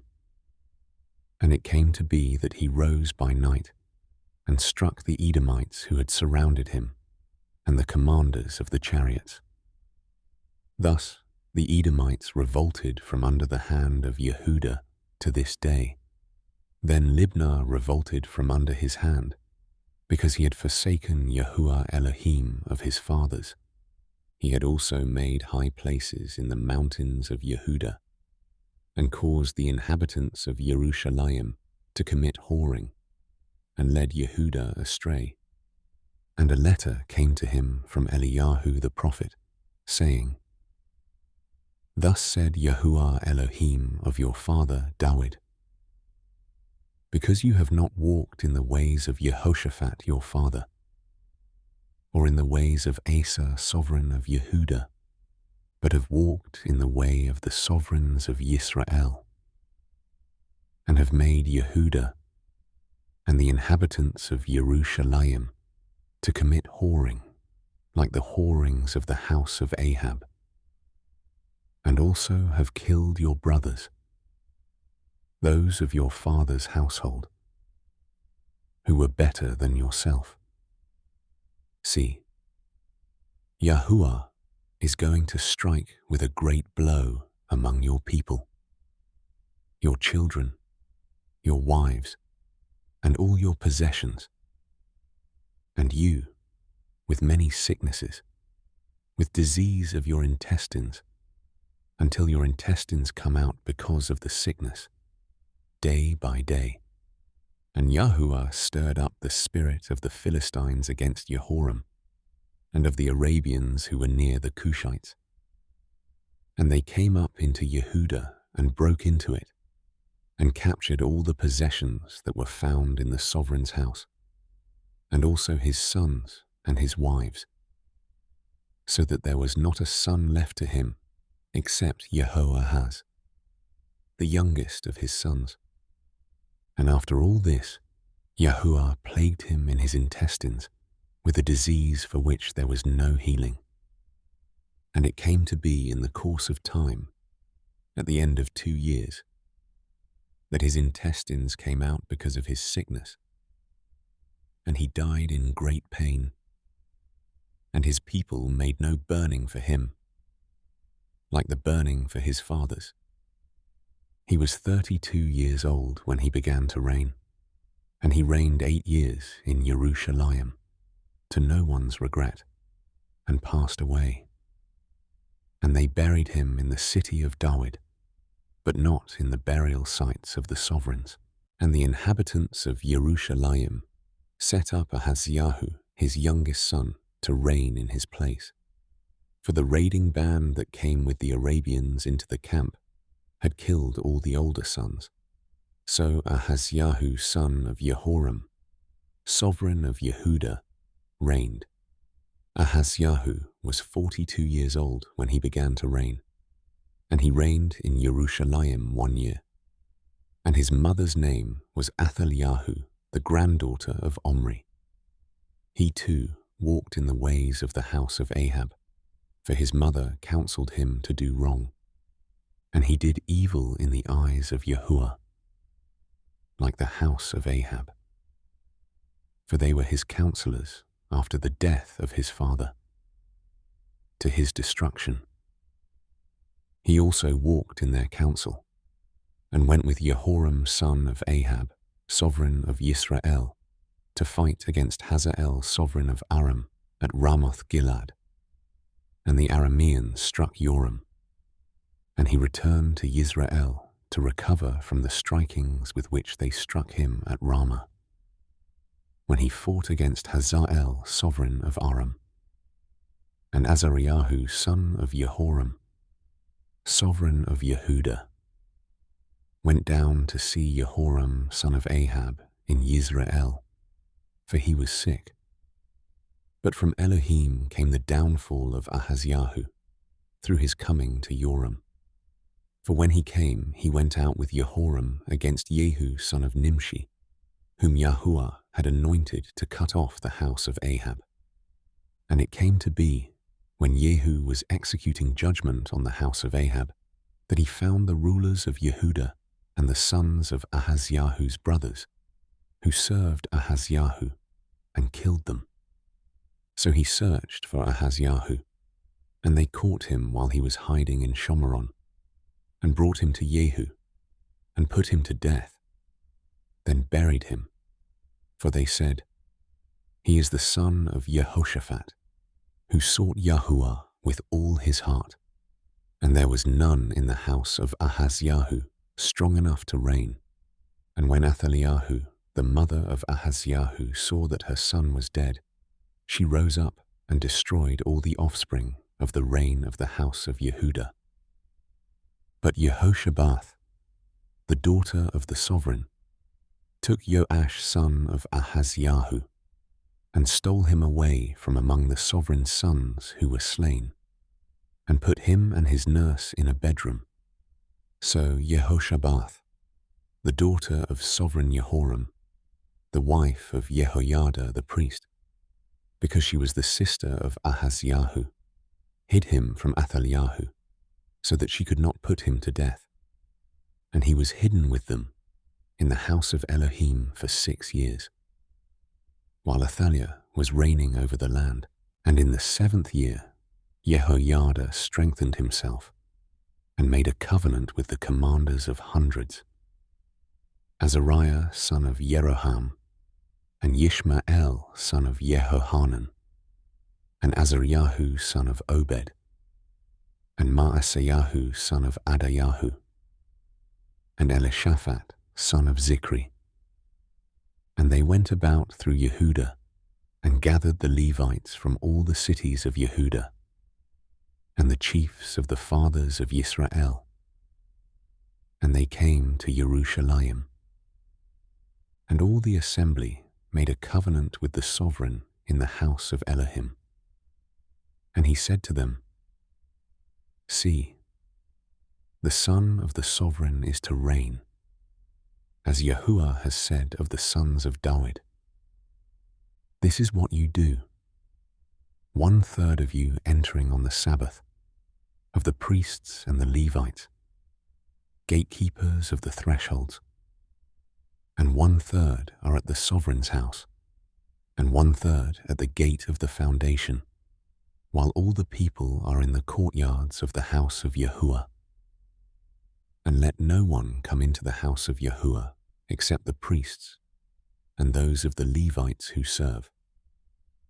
They go in, for they are set apart. But all the people are to guard the charge of Yahuah. And the Levites shall surround the sovereign on all sides, every man with his weapons in his hand. And whoever comes into the house, let him be put to death, and be with the sovereign when he comes in and when he goes out." And the Levites and all Yehudah did according to all that Jehoiada the priest commanded. And each man took his men who were to come in on the Sabbath, with those going out on the Sabbath, For Jehoiada the priest did not dismiss the divisions, and Jehoiada the priest gave to the commanders of hundreds the spears and the large and small shields, which had been sovereign David's, that were in the house of Elohim.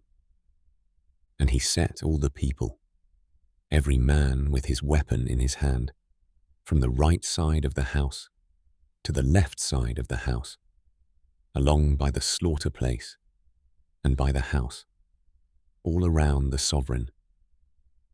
And they brought out the son of the sovereign, and put on him the diadem and the witness, and set him up to reign.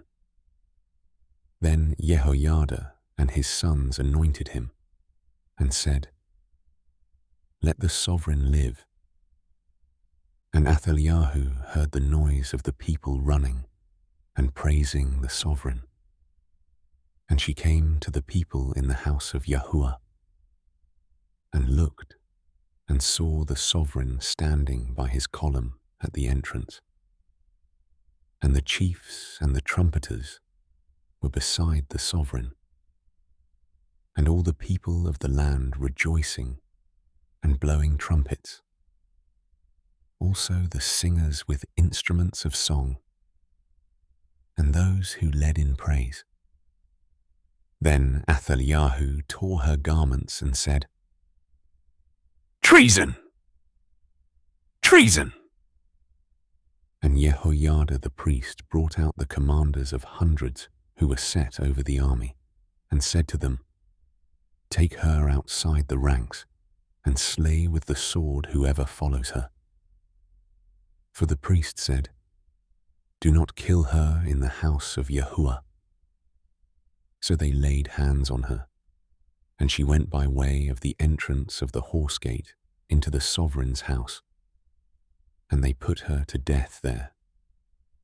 Jehoiada then made a covenant between himself and the people and the sovereign to be the people of Yahuah.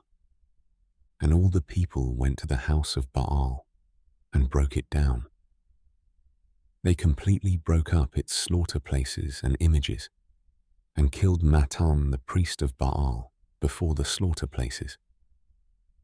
And Jehoiada put the offices of the house of Yahuah into the hand of the priests, the Levites, whom David had assigned in the house of Yahuah, to offer the ascending offerings of Yahuah, as it is written in the Torah of Moshe, with rejoicing and with singing, by the hands of David.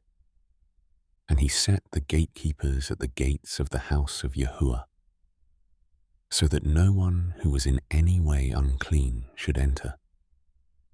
And he took the commanders of hundreds, and the nobles and the governors of the people, and all the people of the land, and brought the sovereign down from the house of Yahuah. And they went through the upper gate to the sovereign's house, and set the sovereign on the throne of the reign. And all the people of the land rejoiced. And the city had rest, for they had slain Athaliahu with the sword.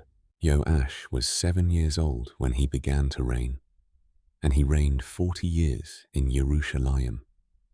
And the name of his mother was Tsibiah of Beersheba. And Joash did what was right in the eyes of Yahuah all the days of Jehoiada the priest. And Jehoiada took for him 2 wives, and he brought forth sons and daughters. And after this it came to be that Joash set his heart on restoring the house of Yahuah. And he gathered the priests and the Levites and said to them, "Go out to the cities of Yehudah, and gather from all Yisrael silver to repair the house of your Elohim from year to year, and see that you hurry the matter." But the Levites did not hurry it. And the sovereign called Jehoiada the chief, and said to him, "Why have you not required the Levites to bring in from Yehudah and from Jerusalem the levy of Moshe, the servant of Yahuah and of the assembly of Yisrael, for the tent of the witness, for the sons of Athaliahu, that wrong woman, had broken into the house of Elohim, and had also prepared all the set-apart vessels of the house of Yahuah to the Baals. So the sovereign commanded, and they made a chest, and set it outside at the gate of the house of Yahuah, and made it known in Yehudah and in Jerusalem, to bring to Yahuah the levy that Moshe the servant of Elohim had imposed on Yisrael in the wilderness. And all the rulers and all the people rejoiced, and they brought in and put them into the chest to completion. And it came to be, at that time, when the chest was brought to the sovereign's official by the hand of the Levites, and when they saw that there was much silver, that the sovereign scribe and the high priest's officer came and emptied the chest, and took it, and returned it to its place. So they did day by day, and gathered a large amount of silver. And the sovereign and Jehoiada gave it to those who did the work of the service of the house of Yahuah. And they hired stonemasons and carpenters to restore the house of Yahuah, and also those who worked in iron and bronze to repair the house of Yahuah. And the workmen labored, and the work of restoration progressed in their hands. And they established the house of Elohim to its proper form, and strengthened it. And when they had finished, they brought the rest of the silver before the sovereign and Jehoiada. And they made utensils from it for the house of Yahuah, utensils for serving and offering, ladles and vessels of gold and silver. And they offered ascending offerings in the house of Yahuah continually all the days of Jehoiada. And Jehoiada was old and satisfied with days, and died, 130 years old when he died. And they buried him in the city of David among the sovereigns, for he had done good in Yisrael, both toward Elohim and his house. And after the death of Jehoiada, the rulers of Yehudah came and bowed themselves to the sovereign. And the sovereign listened to them, and they forsook the house of Yahuah Elohim of their fathers, and served the Asherim and the idols. And wrath came upon Yehudah and Jerusalem because of their trespass. And he sent prophets to them to bring them back to Yahuah. And they witnessed against them, but they did not listen.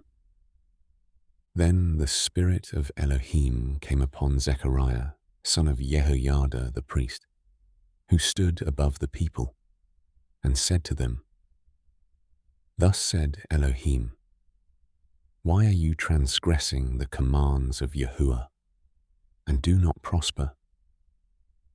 Because you have forsaken Yahuah, he has forsaken you. And they conspired against him, and at the command of the sovereign, they stoned him with stones in the courtyard of the house of Yahuah.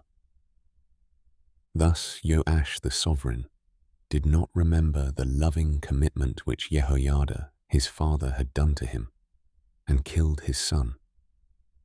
And as he died, he said, Yahuah does see and repay. And it came to be, at the turn of the year, that the army of Aram came up against him. And they came into Yehudah and Jerusalem, and destroyed all the rulers of the people from among the people, and sent all their spoil to the sovereign of Damasek. For the army of Aram came with few men, but Yahuah gave a very great army into their hand, because they had forsaken Yahuah Elohim of their fathers. So they executed judgment against Joash. And when they had withdrawn from him, for they left him very sick, his own servants conspired against him because of the blood of the sons of Jehoiada the priest, and killed him on his bed, and he died. And they buried him in the city of David. But they did not bury him in the burial sites of the sovereigns. And these are the ones who conspired against him: Zabad the son of Shimath the Ammonitess, and Jehozabad the son of Shimrith the Moabitess. As to his sons, and the many words about him, and the rebuilding of the house of Elohim, see, they are written in the commentary of the book of the sovereigns. And Amaziah, his son, reigned in his place. Amaziah was 25 years old when he began to reign, and he reigned 29 years in Jerusalem.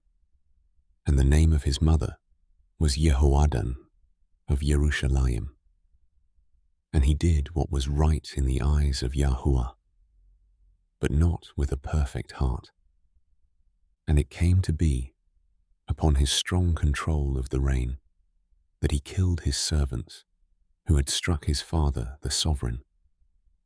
But he did not put their children to death, but did as it is written in the Torah in the book of Moshe, where Yahuah commanded, saying, Fathers are not put to death for their children, and children are not put to death for their fathers, but each one has to die for his own sin. And Amaziah gathered Yehudah and set over them commanders of thousands and commanders of hundreds, according to the fathers' houses, for all Yehudah and Binyamin. And he registered them from 20 years old and above, and found them to be 300,000 choice men going out to the army, handling spear and shield. And he hired 100,000 mighty brave ones from Yisrael for 100 talents of silver. But a man of Elohim came to him, saying, O sovereign, do not let the army of Yisrael go with you, for Yahuah is not with Yisrael, with all the children of Ephraim. But if you are going, do it.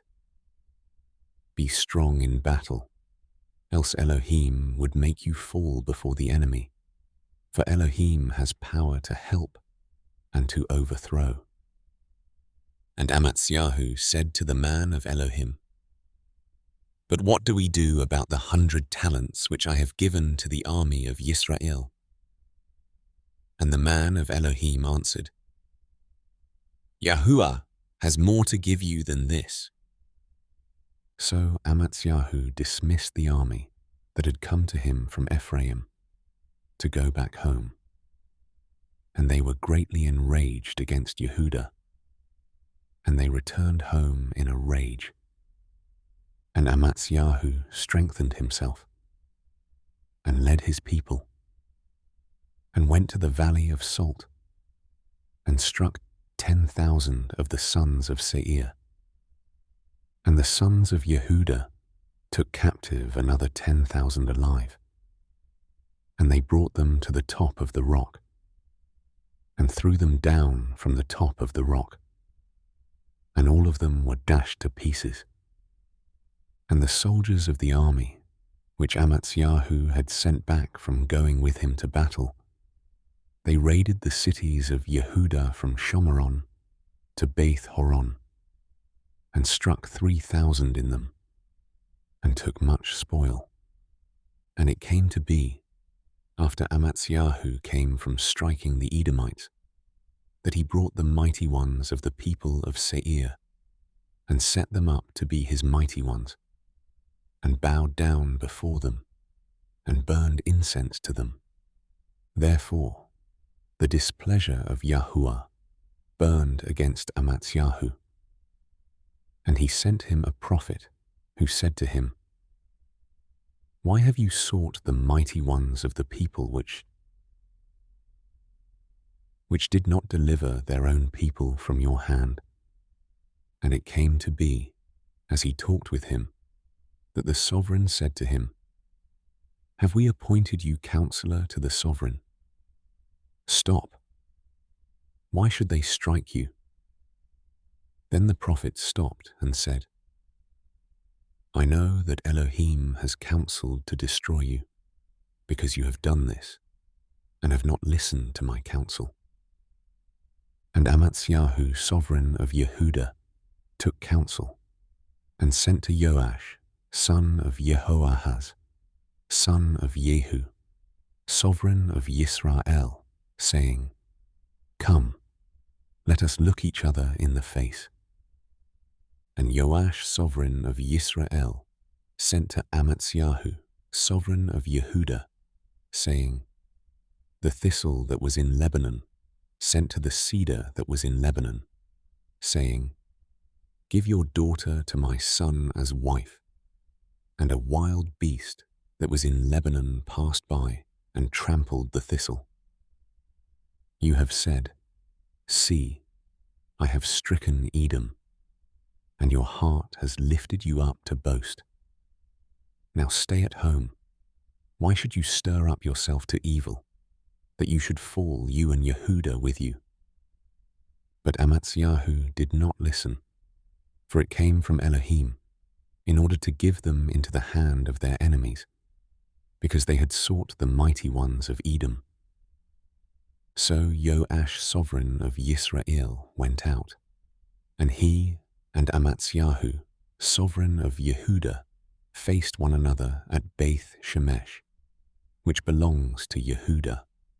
And Yehudah was smitten before Yisrael, and they each fled to his tent.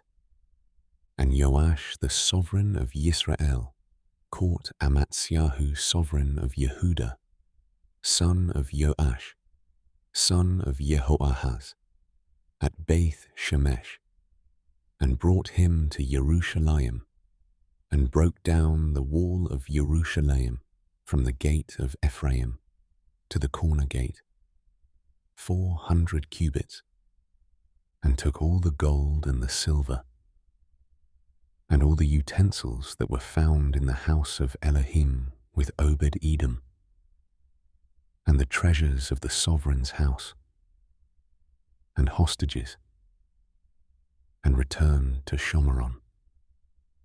And Yahu, son of Joash, sovereign of Yehudah, lived 15 years after the death of Joash, son of Jehoahaz, sovereign of Yisrael. And the rest of the acts of Yahu, from the first to the last, see, are they not written in the book of the sovereigns of Yehudah and Yisrael? And from the time that Yahu turned away from following Yahuwah, they made a conspiracy against him in Jerusalem, and he fled to Lachish. And they sent after him to Lachish, and killed him there. And they brought him on horses, and buried him with his fathers in the city of Yehudah. And all the people of Yehudah took Uzziahu, who was 16 years old, and set him up to reign instead of his father, Yahu. He built Iloth, and restored it to Yehudah, after the sovereign slept with his fathers. Uzziahu was 16 years old when he began to reign, and he reigned 52 years in Jerusalem. And his mother's name was Yekoliah of Jerusalem. And he did what was right in the eyes of Yahuwah, according to all that his father, Yahu, did. And he sought Elohim in the days of Zechariah, who had understanding in the visions of Elohim. And while he sought Yahuwah, Elohim made him prosper. And he went out and fought against the Philistines, and broke down the wall of Gath, and the wall of Yabneh, and the wall of Ashdod, and built cities around Ashdod and among the Philistines. And Elohim helped him against the Philistines and against the Arabians who lived in Gur-Baal, and the Meunites. And the Ammonites gave gifts to Uzziyahu, and his name spread as far as the entrance of Mitzrayim, for he strengthened himself greatly. And Uzziyahu built towers in Jerusalem at the corner gate, and at the valley gate, and at the corner buttress, and strengthened them. And he built towers in the wilderness, and dug many wells, for he had much livestock, both in the low country and in the plain, farmers and vine dressers in the mountains and in Carmel, for he loved the soil. And Uzziah had an army of fighting men who went out to battle by divisions, according to the number on their roll, as prepared by Yeiel, the scribe, and Master Yahushua the officer, under the hand of Hananiah, one of the sovereign's commanders. The total number of the clan chiefs of the mighty brave ones was 2,600, and under their hand was an army of 307,500 that fought with mighty power to help the sovereign against the enemy. And Uzziyahu prepared for them, for the entire army, shields and spears and helmets and body armor and bows and sling stones. And he made machines in Jerusalem, devised by skilled men, to be on the towers and the corners, to shoot arrows and large stones. And his name spread far and wide, for he was marvelously helped till he became strong. But when he became strong, his heart was lifted up to his destruction, for he trespassed against Yahuah his Elohim by entering the Hekel of Yahuah to burn incense on the slaughter place of incense. And Azariahu the priest went in after him, and with him were 80 priests of Yahuah, who were brave men, and they stood up against sovereign Uzziyahu, and said to him, "It is not for you, Uzziyahu, to burn incense to Yahuah, but for the priests, the sons of Aharon, who are set apart to burn incense. Get out of the set-apart place, for you have trespassed, and there is no esteem to you from Yahuah Elohim." And Uzziyahu was wroth, and he had a censer in his hand to burn incense. And while he was wroth with the priests, leprosy broke out on his forehead before the priests in the house of Yahuah, beside the incense slaughter place. And Azariahu the chief priest and all the priests looked at him and saw that he was leprous on his forehead, and they hurried him from there. And he also hurried to get out, because Yahuah had struck him. And sovereign Uzziyahu was a leper until the day of his death, and dwelt in a separate house, because he was a leper, for he was cut off from the house of Yahuah. And Jotham his son was over the sovereign's house, ruling the people of the land. And the rest of the acts of Uzziyahu, from the first to the last, the prophet Yeshayahu, the son of Amoz, wrote. So Uzziyahu slept with his fathers, and they buried him with his fathers in the field of the burial place which belonged to the sovereigns, for they said, "He is a leper." And Jotham his son reigned in his place.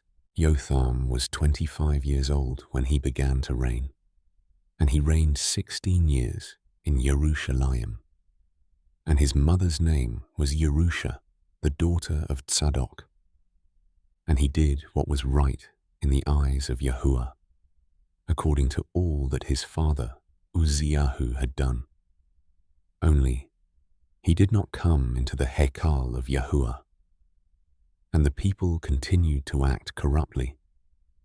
He built the upper gate of the house of Yahuah, and he built much on the wall of Ophel. And he built cities in the hill country of Yehudah, and in the forests he built palaces and towers. And he fought with the sovereign of the Ammonites, and had strong victory over them.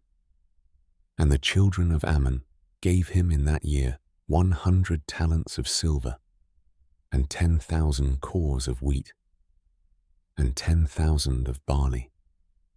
This is what the children of Ammon paid him, also in the 2nd and 3rd years. And Jotham strengthened himself, for he prepared his ways before Yahuah his Elohim. And the rest of the acts of Jotham, and all his battles and his ways, see, they are written in the book of the sovereigns of Yisrael and Yehudah.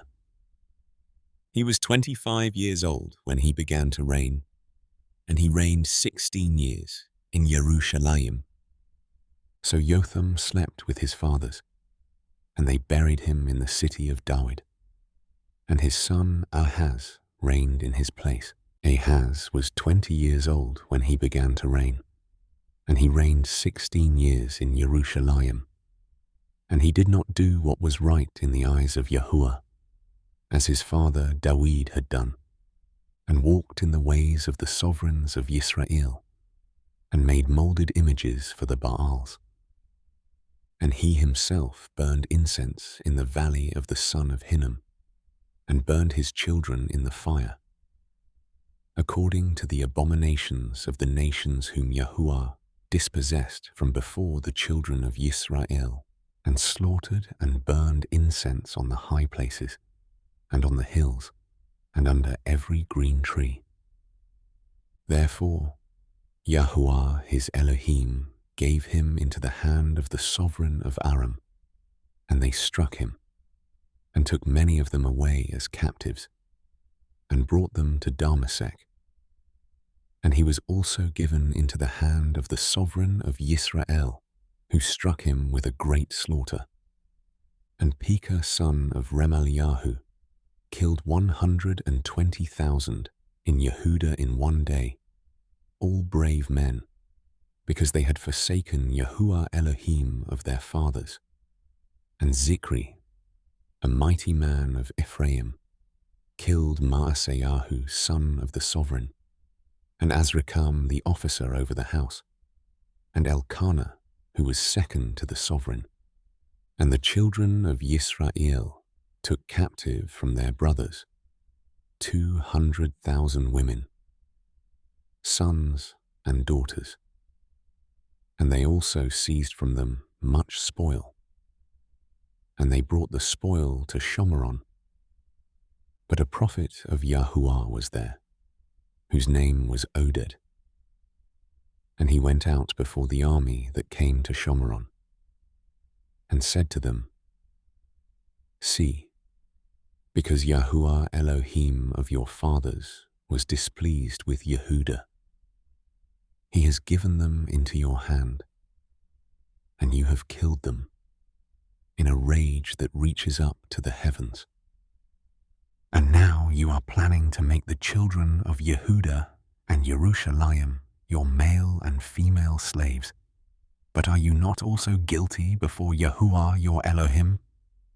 Now therefore listen to me, and return the captives whom you have taken captive from your brothers, for the heat of the wrath of Yahuah is upon you.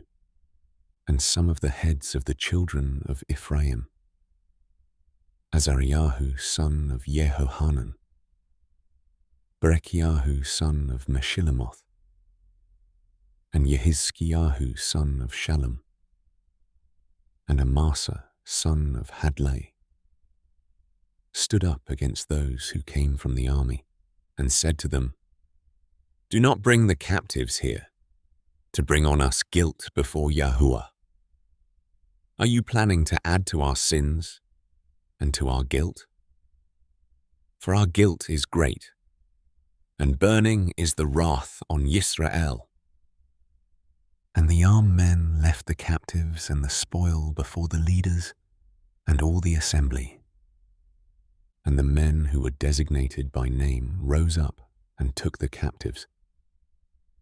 And from the spoil they put on all the naked among them, dressed them, and gave them sandals, and gave them food and drink, and anointed them, and let all the weak ones ride on donkeys, and brought them to their brothers at Jericho, the city of palm trees, then returned to Shomeron. At that time, sovereign Ahaz sent to the sovereigns of Ashur to help him, for the Edomites had come again and struck Yehudah and took away captives. And the Philistines invaded the cities of the low country and of the south of Yehudah, and captured Beth Shemesh, and Ayalon, and Gederoth, and Soko with its villages, and Timnah with its villages, and Gimzo with its villages, and dwelt there.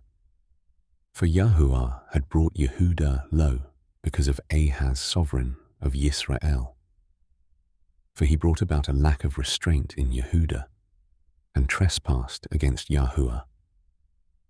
And Tiglath-Pileser, the sovereign of Ashur, came against him, and distressed him, and did not strengthen him, though Ahaz had taken some of the treasures from the house of Yahuah, from the house of the sovereign, and from the leaders. And he gave it to the sovereign of Ashur, but he did not help him. And in the time of his distress, sovereign Ahaz trespassed even more against Yahuah, this sovereign Ahaz. And he slaughtered to the mighty ones of Damasek, those striking him, saying, "Because the mighty ones of the sovereigns of Aram help them, I slaughter to them, and they help me." But they were to cause him and all Yisrael to stumble. And Ahaz gathered the utensils of the house of Elohim, and cut in pieces the utensils of the house of Elohim, and shut the doors of the house of Yahuah, and made for himself slaughter places in every corner of Jerusalem, and in every city, even the cities of Yehudah, he made high places to burn incense to other mighty ones, and provoked Yahuah Elohim of his fathers. And the rest of his acts, and all his ways, from first to last, see, they are written in the book of the sovereigns of Yehudah and Yisrael. So Ahaz slept with his fathers, and they buried him in the city, in Jerusalem. But they did not bring him into the burial sites of the sovereigns of Yisrael. And Hizkiyahu, his son, reigned in his place. Hizkiyahu began to reign when he was 25 years old, and he reigned 29 years in Jerusalem. And his mother's name was Abiyah, the daughter of Zechariahu. And he did what was right in the eyes of Yahuah, according to all that his father David did. In the first year of his reign, in the first new moon, he opened the doors of the house of Yahuah, and repaired them, and brought in the priests and the Levites, and gathered them in the open place to the east. And he said to them, "Listen to me, O Levites. Now set yourselves apart. Set apart the house of Yahuah Elohim of your fathers, and remove the uncleanness from the set-apart place. For our fathers have trespassed, and have done evil in the eyes of Yahuah our Elohim, and have forsaken him, and have turned their faces away from the dwelling place of Yahuah, and have given their backs, and they have shut the doors of the porch, and put out the lamps, and they have not burned incense, or offered ascending offerings in the set-apart place, to the Elohim of Yisrael.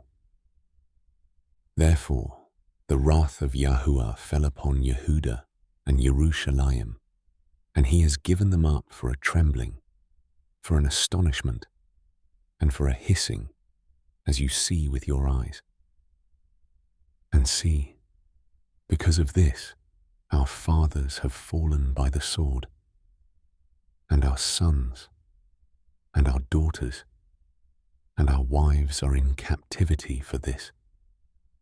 Now it is in my heart to make a covenant with Yahuah Elohim of Yisrael, so that the heat of his wrath turns away from us.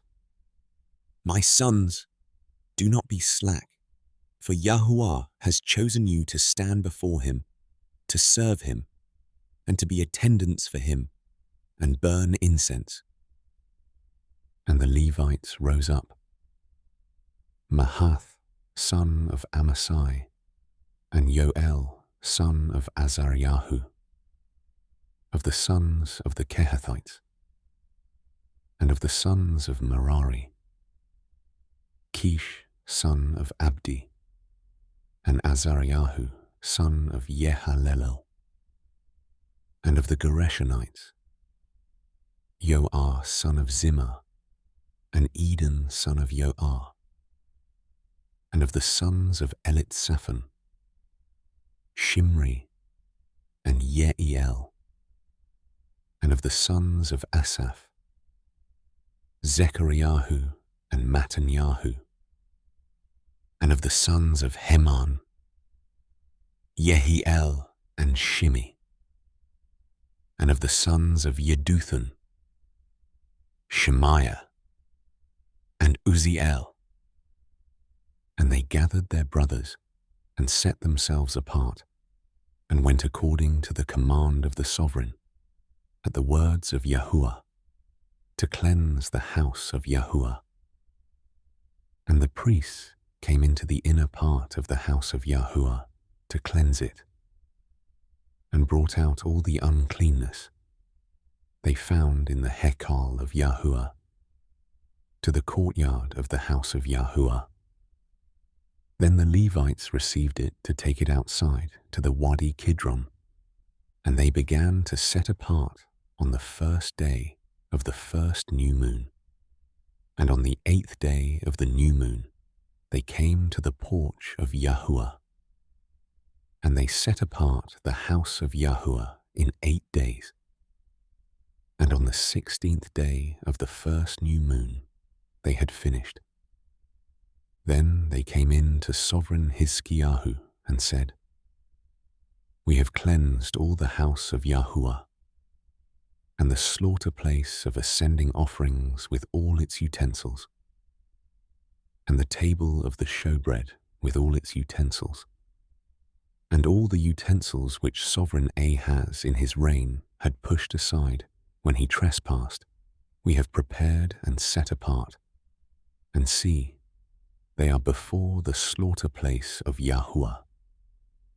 And Sovereign Hizkiyahu rose up early, and gathered the heads of the city, and went up to the house of Yahuah.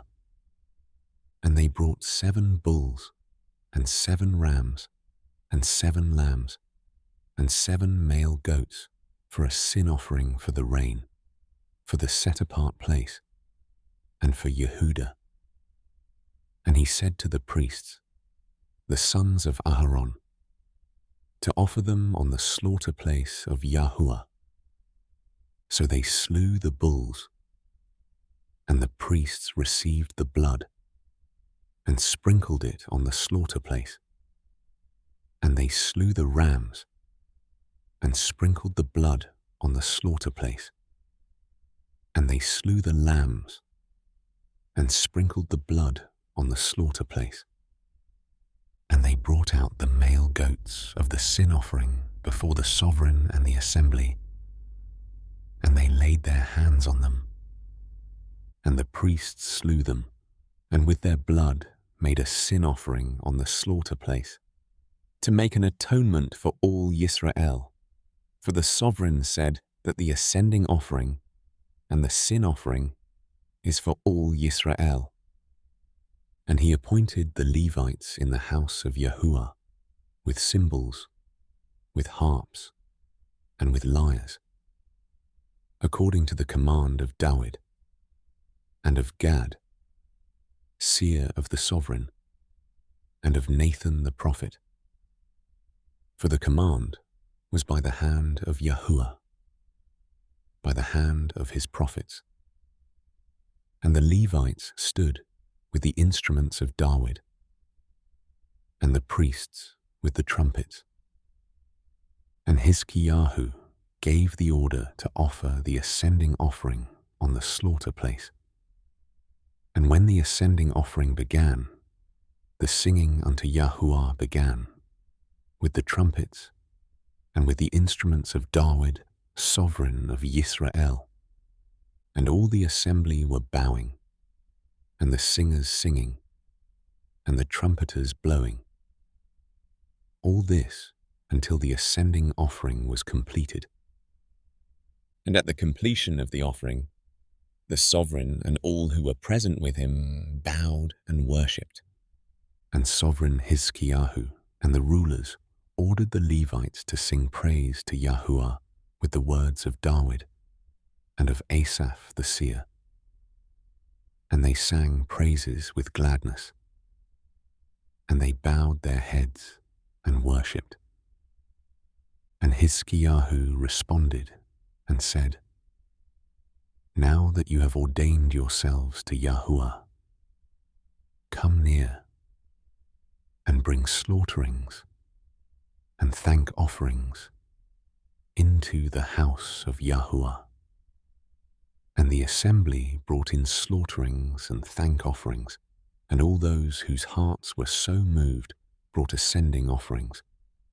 And the number of the ascending offerings which the assembly brought was 70 bulls, 100 rams, 200 lambs, all these for an ascending offering to Yahuah. And the set-apart gifts were 600 bulls and 3,000 sheep.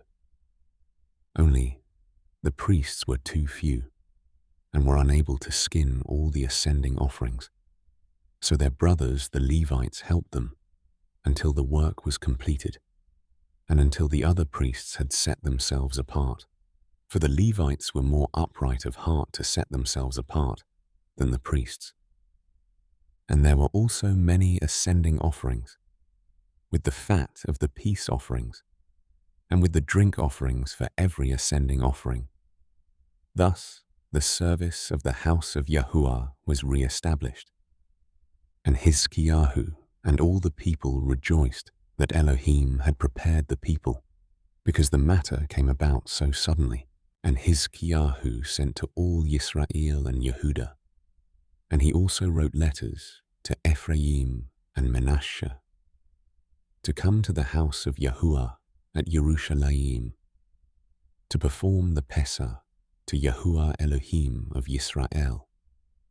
But the sovereign and his leaders, and all the assembly in Yerushalayim, had taken counsel to perform the Pesach in the second new moon, for they were unable to perform it at its time, because not enough priests had set themselves apart, and the people had not gathered at Yerushalayim. And the matter was right in the eyes of the sovereign, and in the eyes of all the assembly. And they settled the matter, to send a call to all Yisrael, from Beersheba to Dan, to come to perform a Pesach to Yahuah Elohim of Yisrael at Yerushalayim, since they had not done it for a long time, as it is written. And the runners went to all Yisrael and Yehudah with the letters from the sovereign and his leaders, and spoke according to the command of the sovereign. Children of Yisrael, Turn back to Yahuah Elohim of Abraham, Yitzchak, and Yisrael, so that he returns to the remnant of you who have escaped from the hand of the sovereigns of Ashur. And do not be like your fathers and like your brothers, who trespassed against Yahuah Elohim of their fathers, so that he gave them up to ruin, as you see. Now, do not stiffen your neck like your fathers. Stretch forth the hand to Yahuah, and come to his set-apart place, which he has set apart forever, and serve Yahuah, your Elohim, so that his burning wrath turns away from you. For if you turn back to Yahuah, your brothers and your children shall be shown compassion by their captors, even to return to this land. For Yahuah, your Elohim, shows favor and compassion, and does not turn his face from you if you turn back to him. And the runners passed from city to city throughout the land of Ephraim and Manasseh, as far as Zebulun. But they were laughing at them and mocking them. Some from Asher and Manasseh, and from Zebulun, however, humbled themselves and came to Jerusalem. Also, the hand of Elohim was on Yehudah to give them one heart to do the command of the sovereign and the rulers at the word of Yahuah. And many people, a very great assembly, gathered at Jerusalem to perform the festival of Matzot in the second new moon. And they rose up and removed the slaughter places that were in Jerusalem, and they removed all the incense slaughter places and threw them into the Wadi Kidron. Then they slew the Pesah on the 14th day of the second new moon. And the priests and the Levites were ashamed, and set themselves apart, and brought the ascending offerings to the house of Yahuah, and they stood in their place according to their right ruling, according to the Torah of Moshe, the man of Elohim. The priests sprinkled the blood from the hand of the Levites. For many in the assembly had not set themselves apart. Therefore the Levites were over the slaughter of the Pesahim, for everyone who was not clean, to set them apart to Yahuah. For many of the people, many from Ephraim and Manasseh, Yissaschar and Zebulun, had not been cleansed, yet they ate the Pesah contrary to what was written. But Hizkiyahu prayed for them, saying, Yahuah, who is good, provide atonement for everyone who has prepared his heart to seek Elohim, Yahuah Elohim of his fathers, though he is not cleansed according to the cleansing of the set-apart place. And Yahuah listened to Hizkiyahu and healed the people, and the children of Yisrael who were in Jerusalem performed the festival of Matzot 7 days with great joy.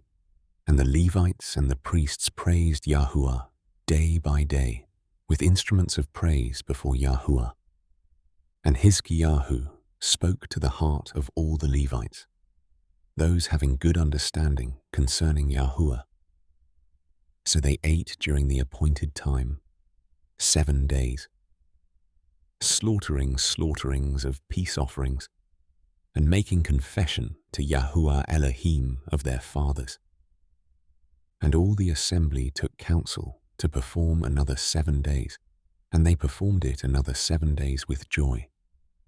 For Hizkiyahu, sovereign of Yehudah, presented to the assembly 1,000 bulls and 7,000 sheep, and the rulers presented to the assembly 1,000 bulls and 10,000 sheep. And a great number of priests set themselves apart. And all the assembly of Yehudah rejoiced, and the priests and Levites. and all the assembly who had come from Yisrael, and the sojourners who came from the land of Yisrael, and those who dwelt in Yehudah. And there came to be great joy in Jerusalem, for since the days of Shlomo, son of David, the sovereign of Yisrael, the like of this had not been in Jerusalem. And the priests, the Levites, rose and blessed the people, and their voice was heard, and their prayer came up to his set-apart dwelling place, to heaven. And at the completion of all this, all Yisrael who were present went out to the cities of Yehudah and broke down the pillars and cut down the Asherim and tore down the high places and the slaughter places from all Yehudah and Binyamin and in Ephraim and Manasseh, even to completion.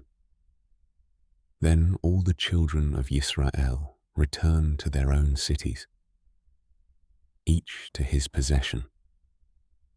And Hizkiyahu appointed the divisions of the priests and of the Levites according to their divisions, each according to his service of the priests and Levites for ascending offerings and peace offerings, to serve and to give thanks, and to praise in the gates of the camp of Yahuah. And the sovereign portioned of his possessions for the ascending offerings, for the morning and evening ascending offerings, and the ascending offerings for the Sabbaths, and for the new moons, and for the appointed times, as it is written in the Torah of Yahuah. And he said to the people, those who dwelt in Jerusalem, to give the portion for the priests and the Levites, so that they are strengthened in the Torah of Yahuah. And as the word spread, the children of Yisrael brought large quantities of the first fruits of grain and wine, and oil and honey, and of all the increase of the field. And they brought in the tithe of all, a large amount. And the children of Yisrael and Yehudah, those who dwelt in the cities of Yehudah, brought the tithe of cattle and sheep, even the tithe of set-apart gifts, which were set apart to Yahuah their Elohim, were brought in, and they gave heaps. Heaps. In the third new moon, they began to pile up the heaps, and they finished in the seventh new moon. And Hizkiyahu and the leaders came and saw the heaps, and they blessed Yahuah and his people Yisrael. And Hizkiyahu asked the priests and the Levites about the heaps. And Azariahu the chief priest from the house of Sadok answered him and said, since they began to bring the offerings into the house of Yahuah, we have had enough to eat and have plenty left, for Yahuah has blessed his people, and this great amount is left over. And Hizkiyahu ordered them to prepare rooms in the house of Yahuah, and they prepared them. Then they brought in the contribution, and the tithes, and the set-apart gifts trustworthily. And Kononyahu the Levite was leader over them, and Shimei his brother was the next, and Yehiel, and Azaziahu, and Nahath, and Asahel, and Yeremoth, and Yozabad, and Eliel, and Yismakiahu, and Mahath, and Benaiahu were overseers under the hand of Kononyahu, and Shimei his brother, by order of Hizkiyahu the sovereign, and Azariahu the ruler of the house of Elohim. And Korah, son of Yimnah the Levite, the keeper of the east gate, was over the voluntary offerings to Elohim. to distribute the offerings of Yahuah and the most set-apart gifts. And under his hand were Eden, and Minyamin, and Yeshua, and Shemayahu, Amariyahu, and Shechanyahu, in the cities of the priests, to distribute trustworthily to their brothers by divisions, to the great as well as the small.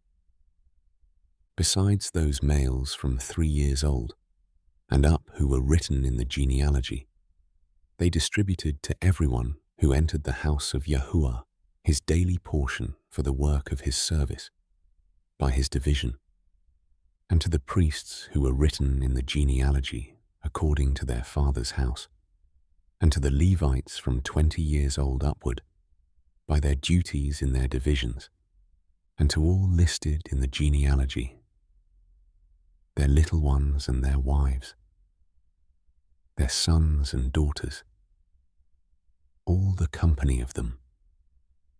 For in their trustworthiness they set themselves apart in set apartness.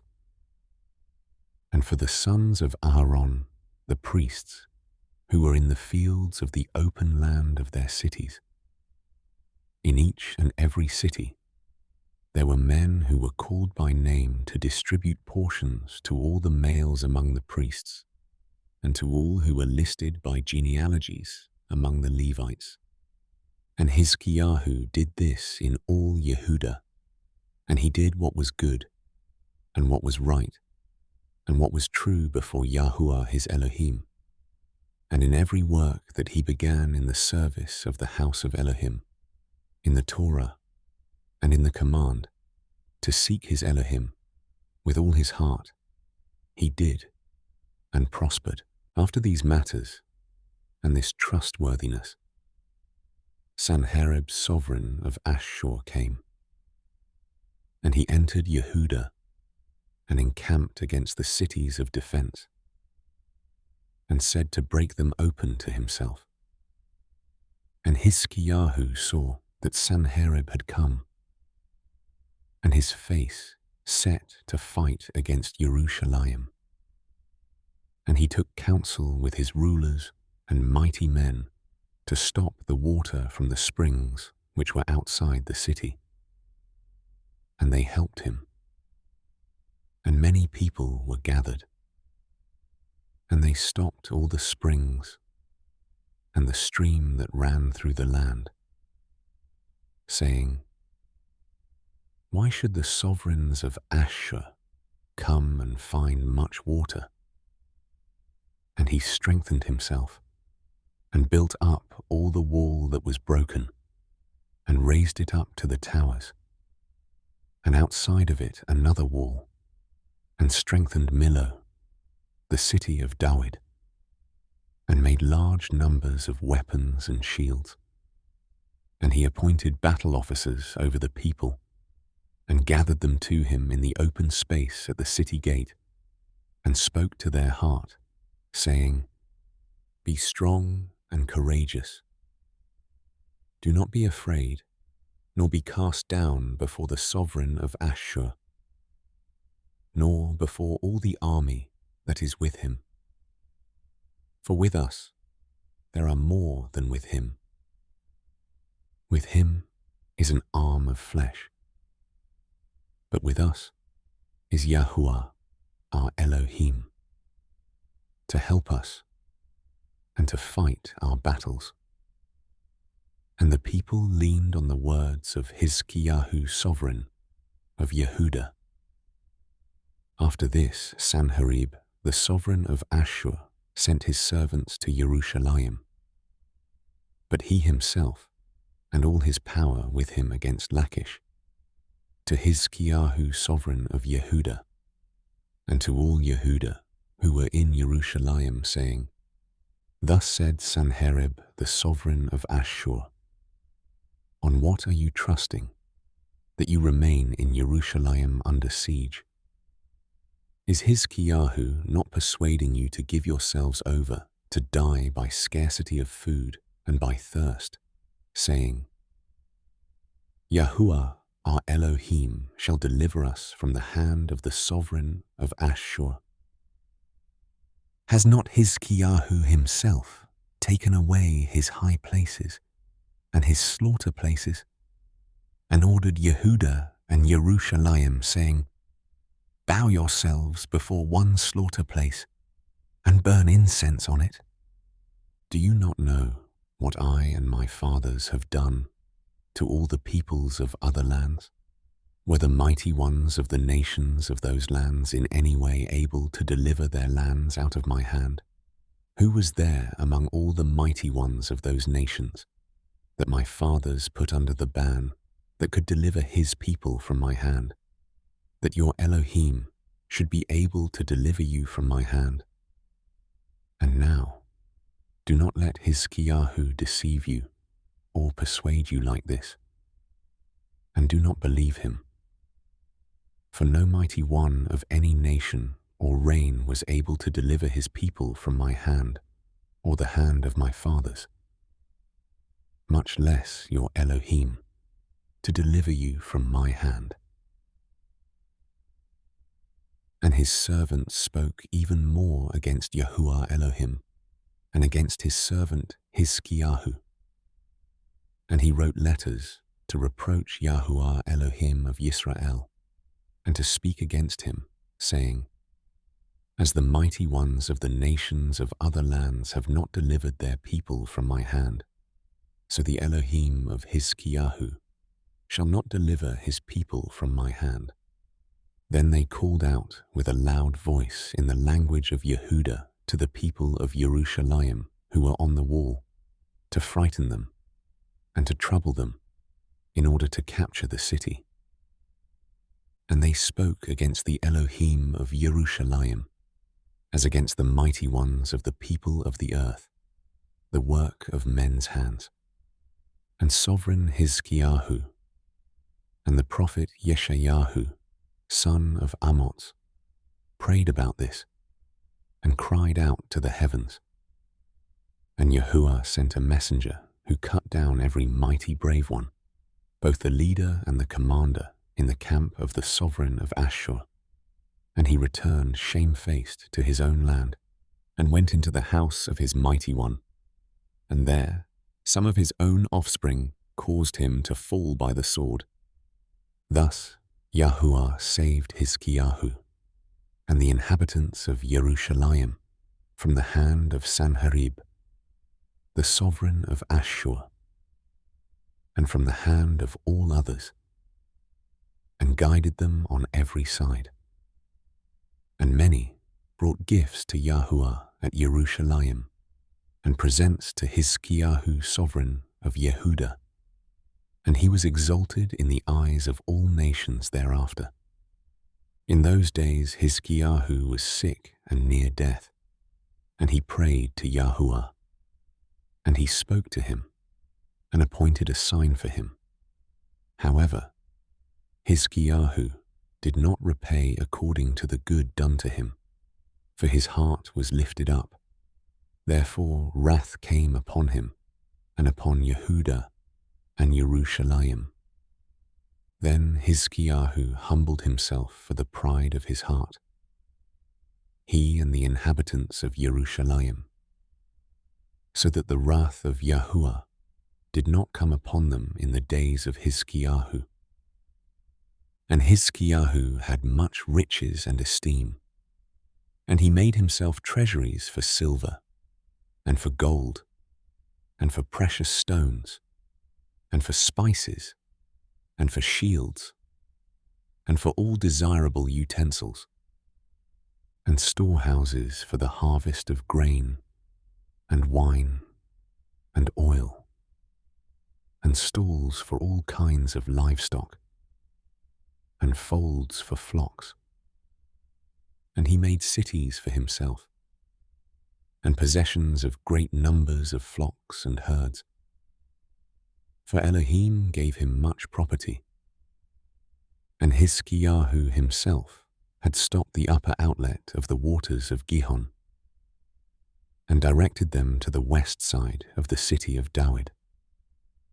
And Hizkiyahu prospered in all his work.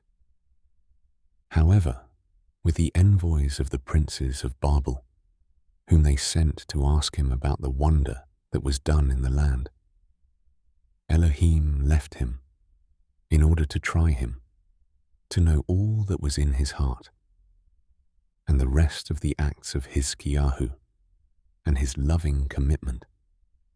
See, they are written in the vision of Yeshayahu the prophet, son of Amoz, in the book of the sovereigns of Yehudah and Yisrael. So Hizkiyahu slept with his fathers, and they buried him in the upper burial sites of the sons of David. And all Yehudah and the inhabitants of Jerusalem esteemed him at his death. And Manasseh his son reigned in his place. Manasseh was 12 years old when he began to reign, and he reigned 55 years in Jerusalem. But he did evil in the eyes of Yahuah, according to the abominations of the nations whom Yahuah dispossessed from before the children of Israel.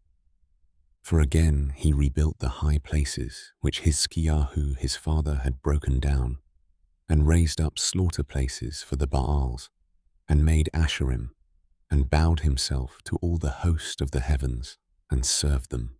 And he built slaughter places in the house of Yahuah, of which Yahuah had said, "In Jerusalem is my name forever."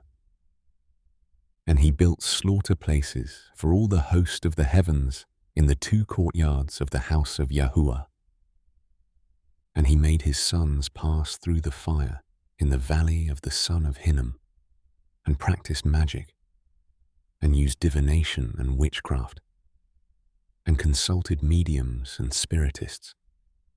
He did much evil in the eyes of Yahuah, to provoke him, and he placed a carved image of the idol which he had made in the house of Elohim, of which Elohim had said to David and to Shelomoh his son, "In this house and in Jerusalem, which I have chosen out of all the tribes of Israel, I put my name forever, and no more shall I remove the foot of Israel from the soil which I have appointed for your fathers, only if they guard to do all that I have commanded them, according to all the Torah and the laws and the right rulings by the hand of Moshe."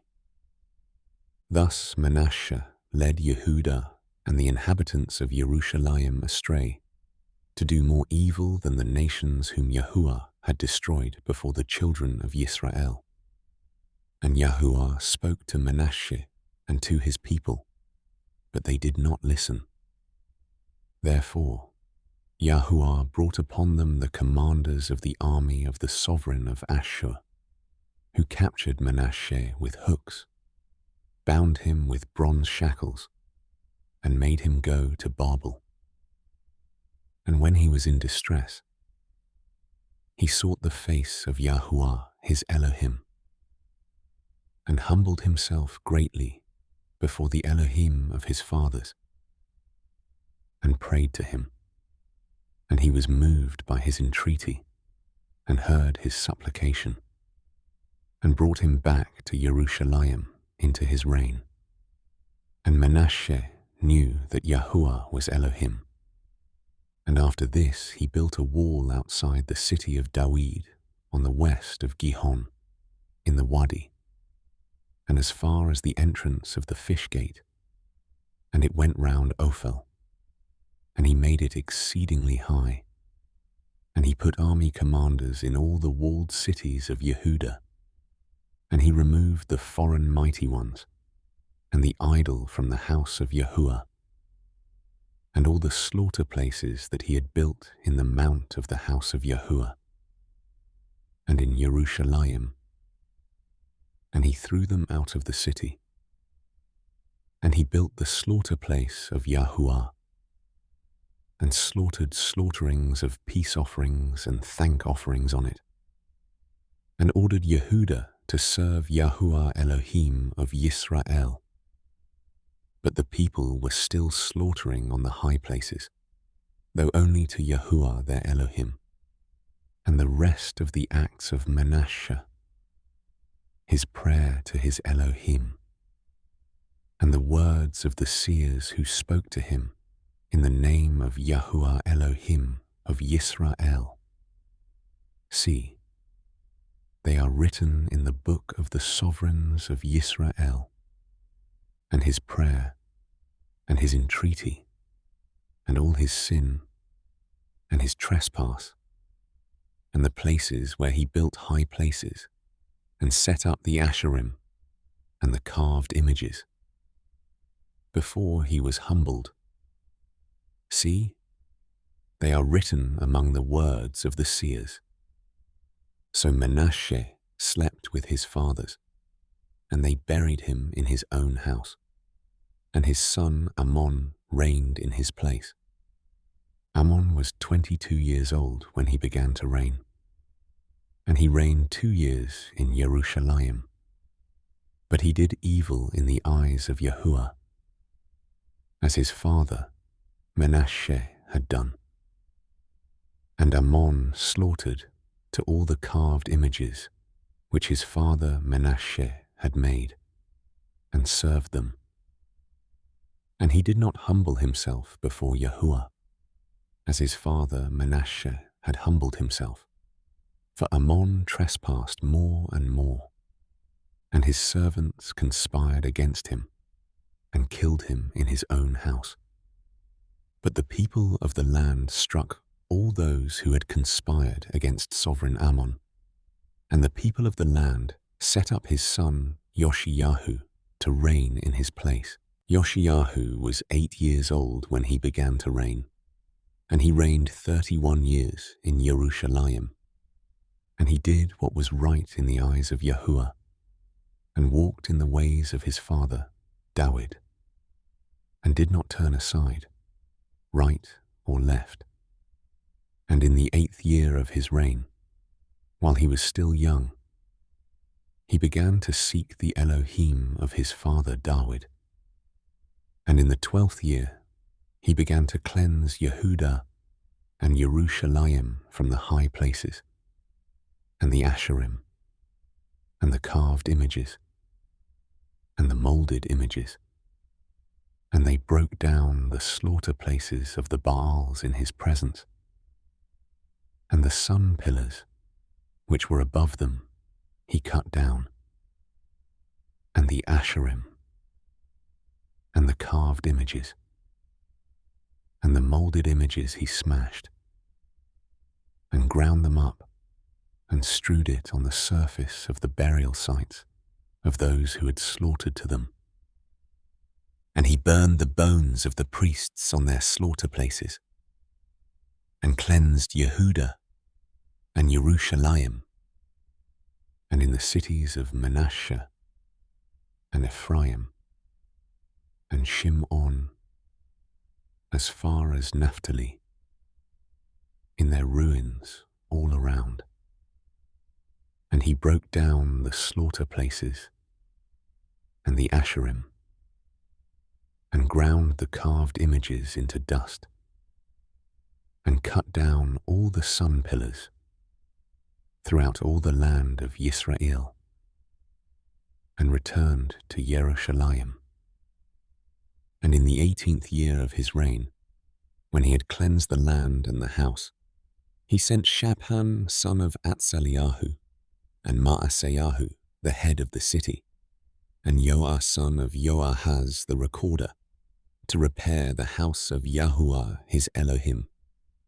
And they went to Hilkiyahu the high priest, and they gave the silver that was brought into the house of Elohim, which the Levites who kept the doors had gathered from the hand of Manasseh and Ephraim, and from all the remnant of Yisrael, and from all Yehudah and Binyamin, and which they had brought back to Jerusalem, and they gave it in the hand of the workmen, those appointed over the house of Yahuah.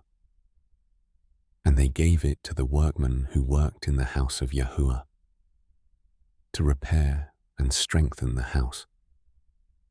And they gave it to the craftsmen and to the builders, to buy hewn stone and timber for couplings and for beams for the houses which the sovereigns of Yehudah had destroyed. And the men did the work trustworthily, and over them were appointed Yahath and Obadiahu the Levites, of the sons of Merari, and Zechariah and Meshullam, of the sons of the Kehathites, to oversee, and of the Levites, all of whom were skilled in instruments of song, and over the burden bearers and overseers, of all who did work in any kind of service. And of the Levites were scribes and officers and gatekeepers. And when they brought out the silver that was brought into the house of Yahuah, Hilkiyahu the priest found the book of the Torah of Yahuah given by Moshe. Then Hilkiyahu responded and said to Shaphan the scribe, I have found the book of the Torah in the house of Yahuah. And Hilkiyahu gave the book to Shaphan, and Shaphan brought the book to the sovereign, and brought the sovereign word, saying, All that has been given into the hand of your servants, they are doing. And they have poured out the silver that was found in the house of Yahuah, and have given it into the hand of those appointed, and the workmen.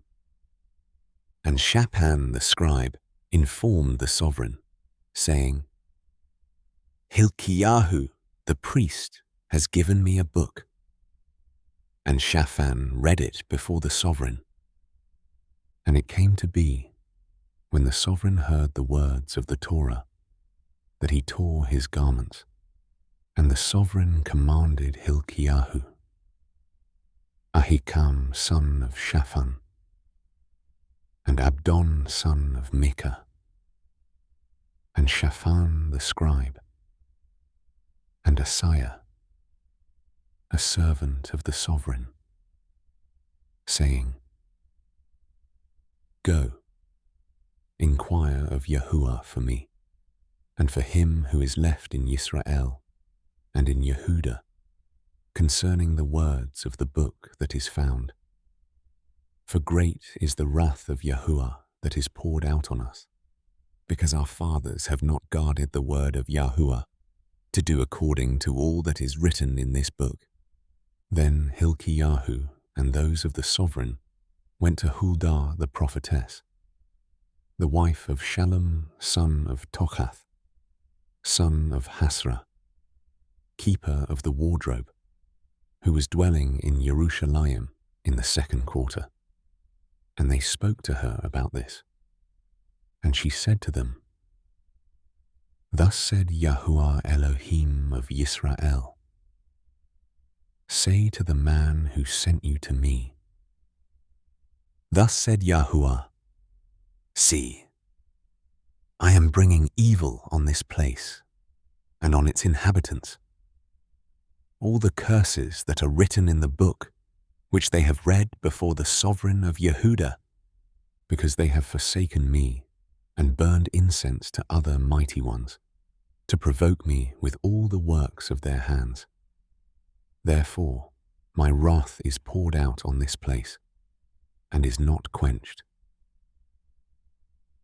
And to the sovereign of Yehudah, who sent you to inquire of Yahuah, say this to him, Thus said Yahuah, Elohim of Yisrael, whose words you have heard, because your heart was tender, and you humbled yourself before Elohim when you heard his words against this place and against its inhabitants, and you humbled yourself before me, and you tore your garments and wept before me.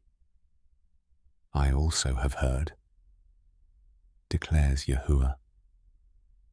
See, I am gathering you to your fathers, and you shall be gathered to your burial site in peace, so that your eyes would not see all the evil that I am bringing on this place and its inhabitants. So they brought back word to the sovereign, and the sovereign sent and gathered all the elders of Yehudah and Jerusalem.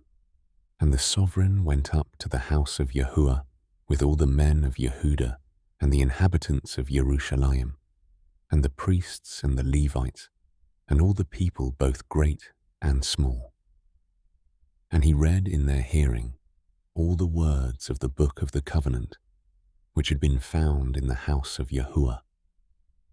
And the sovereign stood in his place and made a covenant before Yahuah, to follow Yahuah, and to guard his commands and his witnesses and his laws with all his heart and all his being, to do the words of the covenant that were written in this book. And he made stand all who were present in Jerusalem and Binyamin.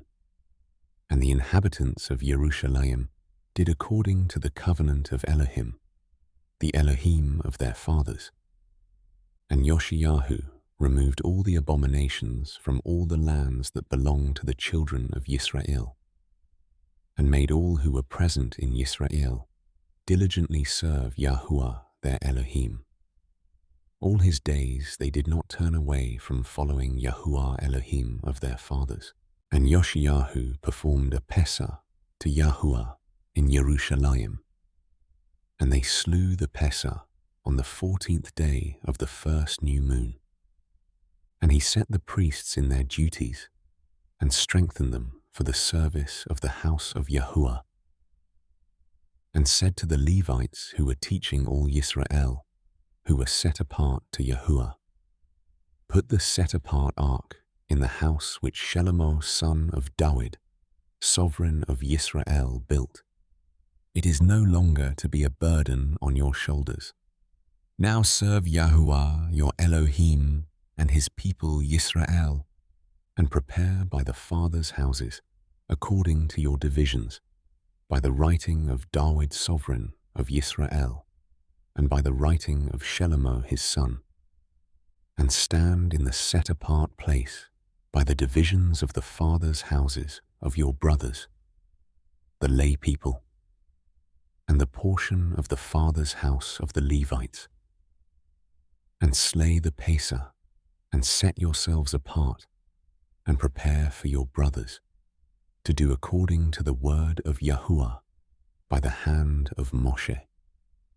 And Yoshiyahu gave the lay people lambs and young goats from the flock, all for Pesahim, for everyone present, to the number of 30,000 and 3,000 cattle. These were from the sovereign's possessions, and his leaders contributed a voluntary offering to the people, to the priests, and to the Levites, Hilkiah and Zechariah and Yehiel, leaders of the house of Elohim, gave to the priests for the Pesahim 2,600 and 300 cattle, and Conaniahu, his brothers Shemayahu and Nethanel, and Hashabyahu and Yeiel and Yozabad, chiefs of the Levites, gave to the Levites for Pesahim 5,500 cattle.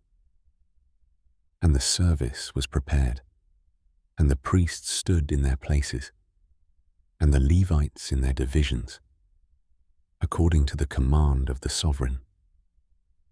And they slew the Pesah, and the priests sprinkled out of their hands, while the Levites were skinning, and they removed the ascending offerings, to give them to the divisions of the fathers' houses of the lay people, to bring to Yahuah, as it is written in the book of Moshe, and the same with the cattle. So they roasted the Pesah with fire according to the right ruling, and they boiled the set-apart offerings in pots and in cauldrons and in bowls and brought them speedily to all the lay people. And afterward they prepared for themselves and for the priests, because the priests, the sons of Aharon, were offering ascending offerings and fat until night. So the Levites prepared for themselves and for the priests, the sons of Aharon, and the singers, the sons of Asaph, were in their places, according to the command of David, and Asaph, and Heman, and Jeduthun, the seer of the sovereign. And the gatekeepers at each gate did not have to leave their position, because their brothers the Levites prepared for them. And all the service of Yahuah was prepared that day, to perform the Pesah, and to offer ascending offerings on the slaught place of Yahuah, according to the command of sovereign Yoshiyahu. And the children of Yisrael who were present performed the Pesah at that time, and the festival of Matzot for 7 days. There had not been a Pesah performed in Yisrael like it since the days of Shemuel the prophet. And none of the sovereigns of Yisrael had performed such a Pesah as Yoshiyahu performed, with the priests and the Levites, and all Yehudah and Yisrael who were present, and the inhabitants of Jerusalem. In the 18th year of the reign of Yoshiyahu, this Pesah was performed. After all this, when Yoshiyahu had prepared the house, Necho sovereign of Mitzrayim came up to fight against Carchemish by the Euphrates. And Yoshiyahu went out against him, and he sent messengers to him, saying, "What have I to do with you, sovereign of Yehudah? I am not coming against you this day, but against the house with which I am fighting. For Elohim commanded me to make haste. Leave Elohim alone, who is with me, lest he destroy you." However, Yoshiyahu would not turn his face from him, but disguised himself to fight against him, and did not listen to the words of Necho from the mouth of Elohim, and came to fight in the valley of Megiddo. And the archers shot at sovereign Yoshiyahu. And the sovereign said to his servants, "Take me away, for I am severely wounded." And his servants took him out of that chariot, and put him in the second chariot that he had. And they brought him to Jerusalem. And he died, and was buried in one of the burial sites of his fathers. And all Yehudah and Jerusalem were mourning for Yoshiyahu. And Yirmeyahu lamented for Yoshiyahu. And to this day, all the singing men and the singing women speak of Yoshiyahu in their lamentations, and made it a law in Yisrael. And see, they are written in the laments. And the rest of the acts of Yoshiyahu and his loving commitment, according to what was written in the Torah of Yahuah, and his acts from the first to the last. See, they are written in the book of the sovereigns of Yisrael and Yehudah. And the people of the land took Jehoahaz, son of Yoshiyahu, and set him up to reign in his father's place in Jerusalem. Jehoahaz was 23 years old when he began to reign, and he reigned 3 new moons in Jerusalem. And the sovereign of Mitzrayim turned him aside in Jerusalem, and imposed on the land a levy of 100 talents of silver and a talent of gold. And the sovereign of Mitzrayim made his brother Eliakim sovereign over Yehudah and Jerusalem, and changed his name to Jehoiakim. And Necho took Jehoahaz his brother, and brought him to Mitzrayim. Jehoiakim was 25 years old when he began to reign, and he reigned 11 years in Jerusalem. And he did evil in the eyes of Yahuah his Elohim. Nebuchadnezzar, sovereign of Babel, came up against him, and bound him in bronze shackles to take him away to Babel. And Nebuchadnezzar brought some of the utensils from the house of Yahuah to Babel, and put them in his hekal at Babel. And the rest of the acts of Jehoiakim, the abominations which he did, and what was found against him, see, they are written in the book of the sovereigns of Israel and Yehudah. Then Jehoiakim his son reigned in his place. Jehoiakim was 8 years old when he began to reign, and he reigned in Jerusalem 3 new moons and 10 days.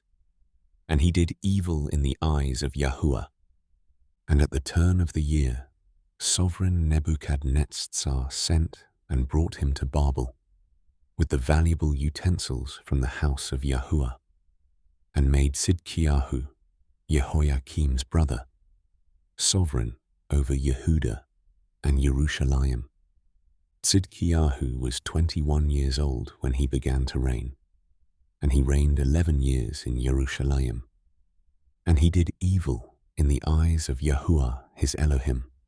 He did not humble himself before Yirmeyahu the prophet, who spoke from the mouth of Yahuah. And he also rebelled against sovereign Nebuchadnezzar, who had made him swear by Elohim.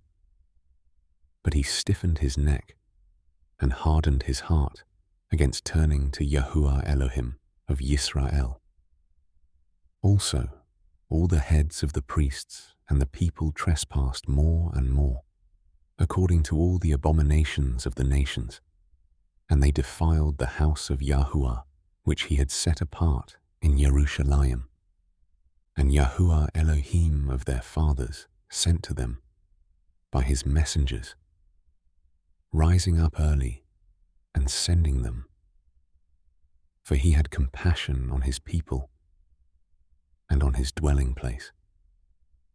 But they were mocking the messengers of Elohim and despising his words and scoffing at his prophets, until the wrath of Yahuah arose against his people, until there was no healing. Therefore, he brought against them the sovereign of the Kasdim, and he killed their young men with the sword in the house of their set-apart place, and had no compassion on young man or maiden, on the aged or the weak. He gave all into his hand. And all the utensils from the house of Elohim, great and small, and the treasures of the house of Yahuah, and the treasures of the sovereign and of his leaders, all these he brought to Babel. And they burned the house of Elohim, and broke down the wall of Jerusalem, and burned all its palaces with fire, and destroyed all its valuable utensils. And those who escaped from the sword he exiled to Babel, where they became servants to him and his sons, until the reign of Persia, in order to fill the word of Yahuah by the mouth of Yirmeyahu, until the land had enjoyed her Sabbaths. As long as she lay waste, she kept Sabbath, until 70 years were completed. And in the first year of Koresh, sovereign of Persia, in order to accomplish the word of Yahuah by the mouth of Yirmeyahu, Yahuah stirred up the spirit of Koresh, sovereign of Persia, so that he called out in all his reign, and also put it in writing, saying, Thus said Koresh, sovereign of Persia, Yahuah Elohim of the heavens has given me all the rains of the earth, and he has commanded me to build him a house in Jerusalem, which is in Yehudah. Whoever is among you of all his people, Yahuah his Elohim be with him, and let him go up.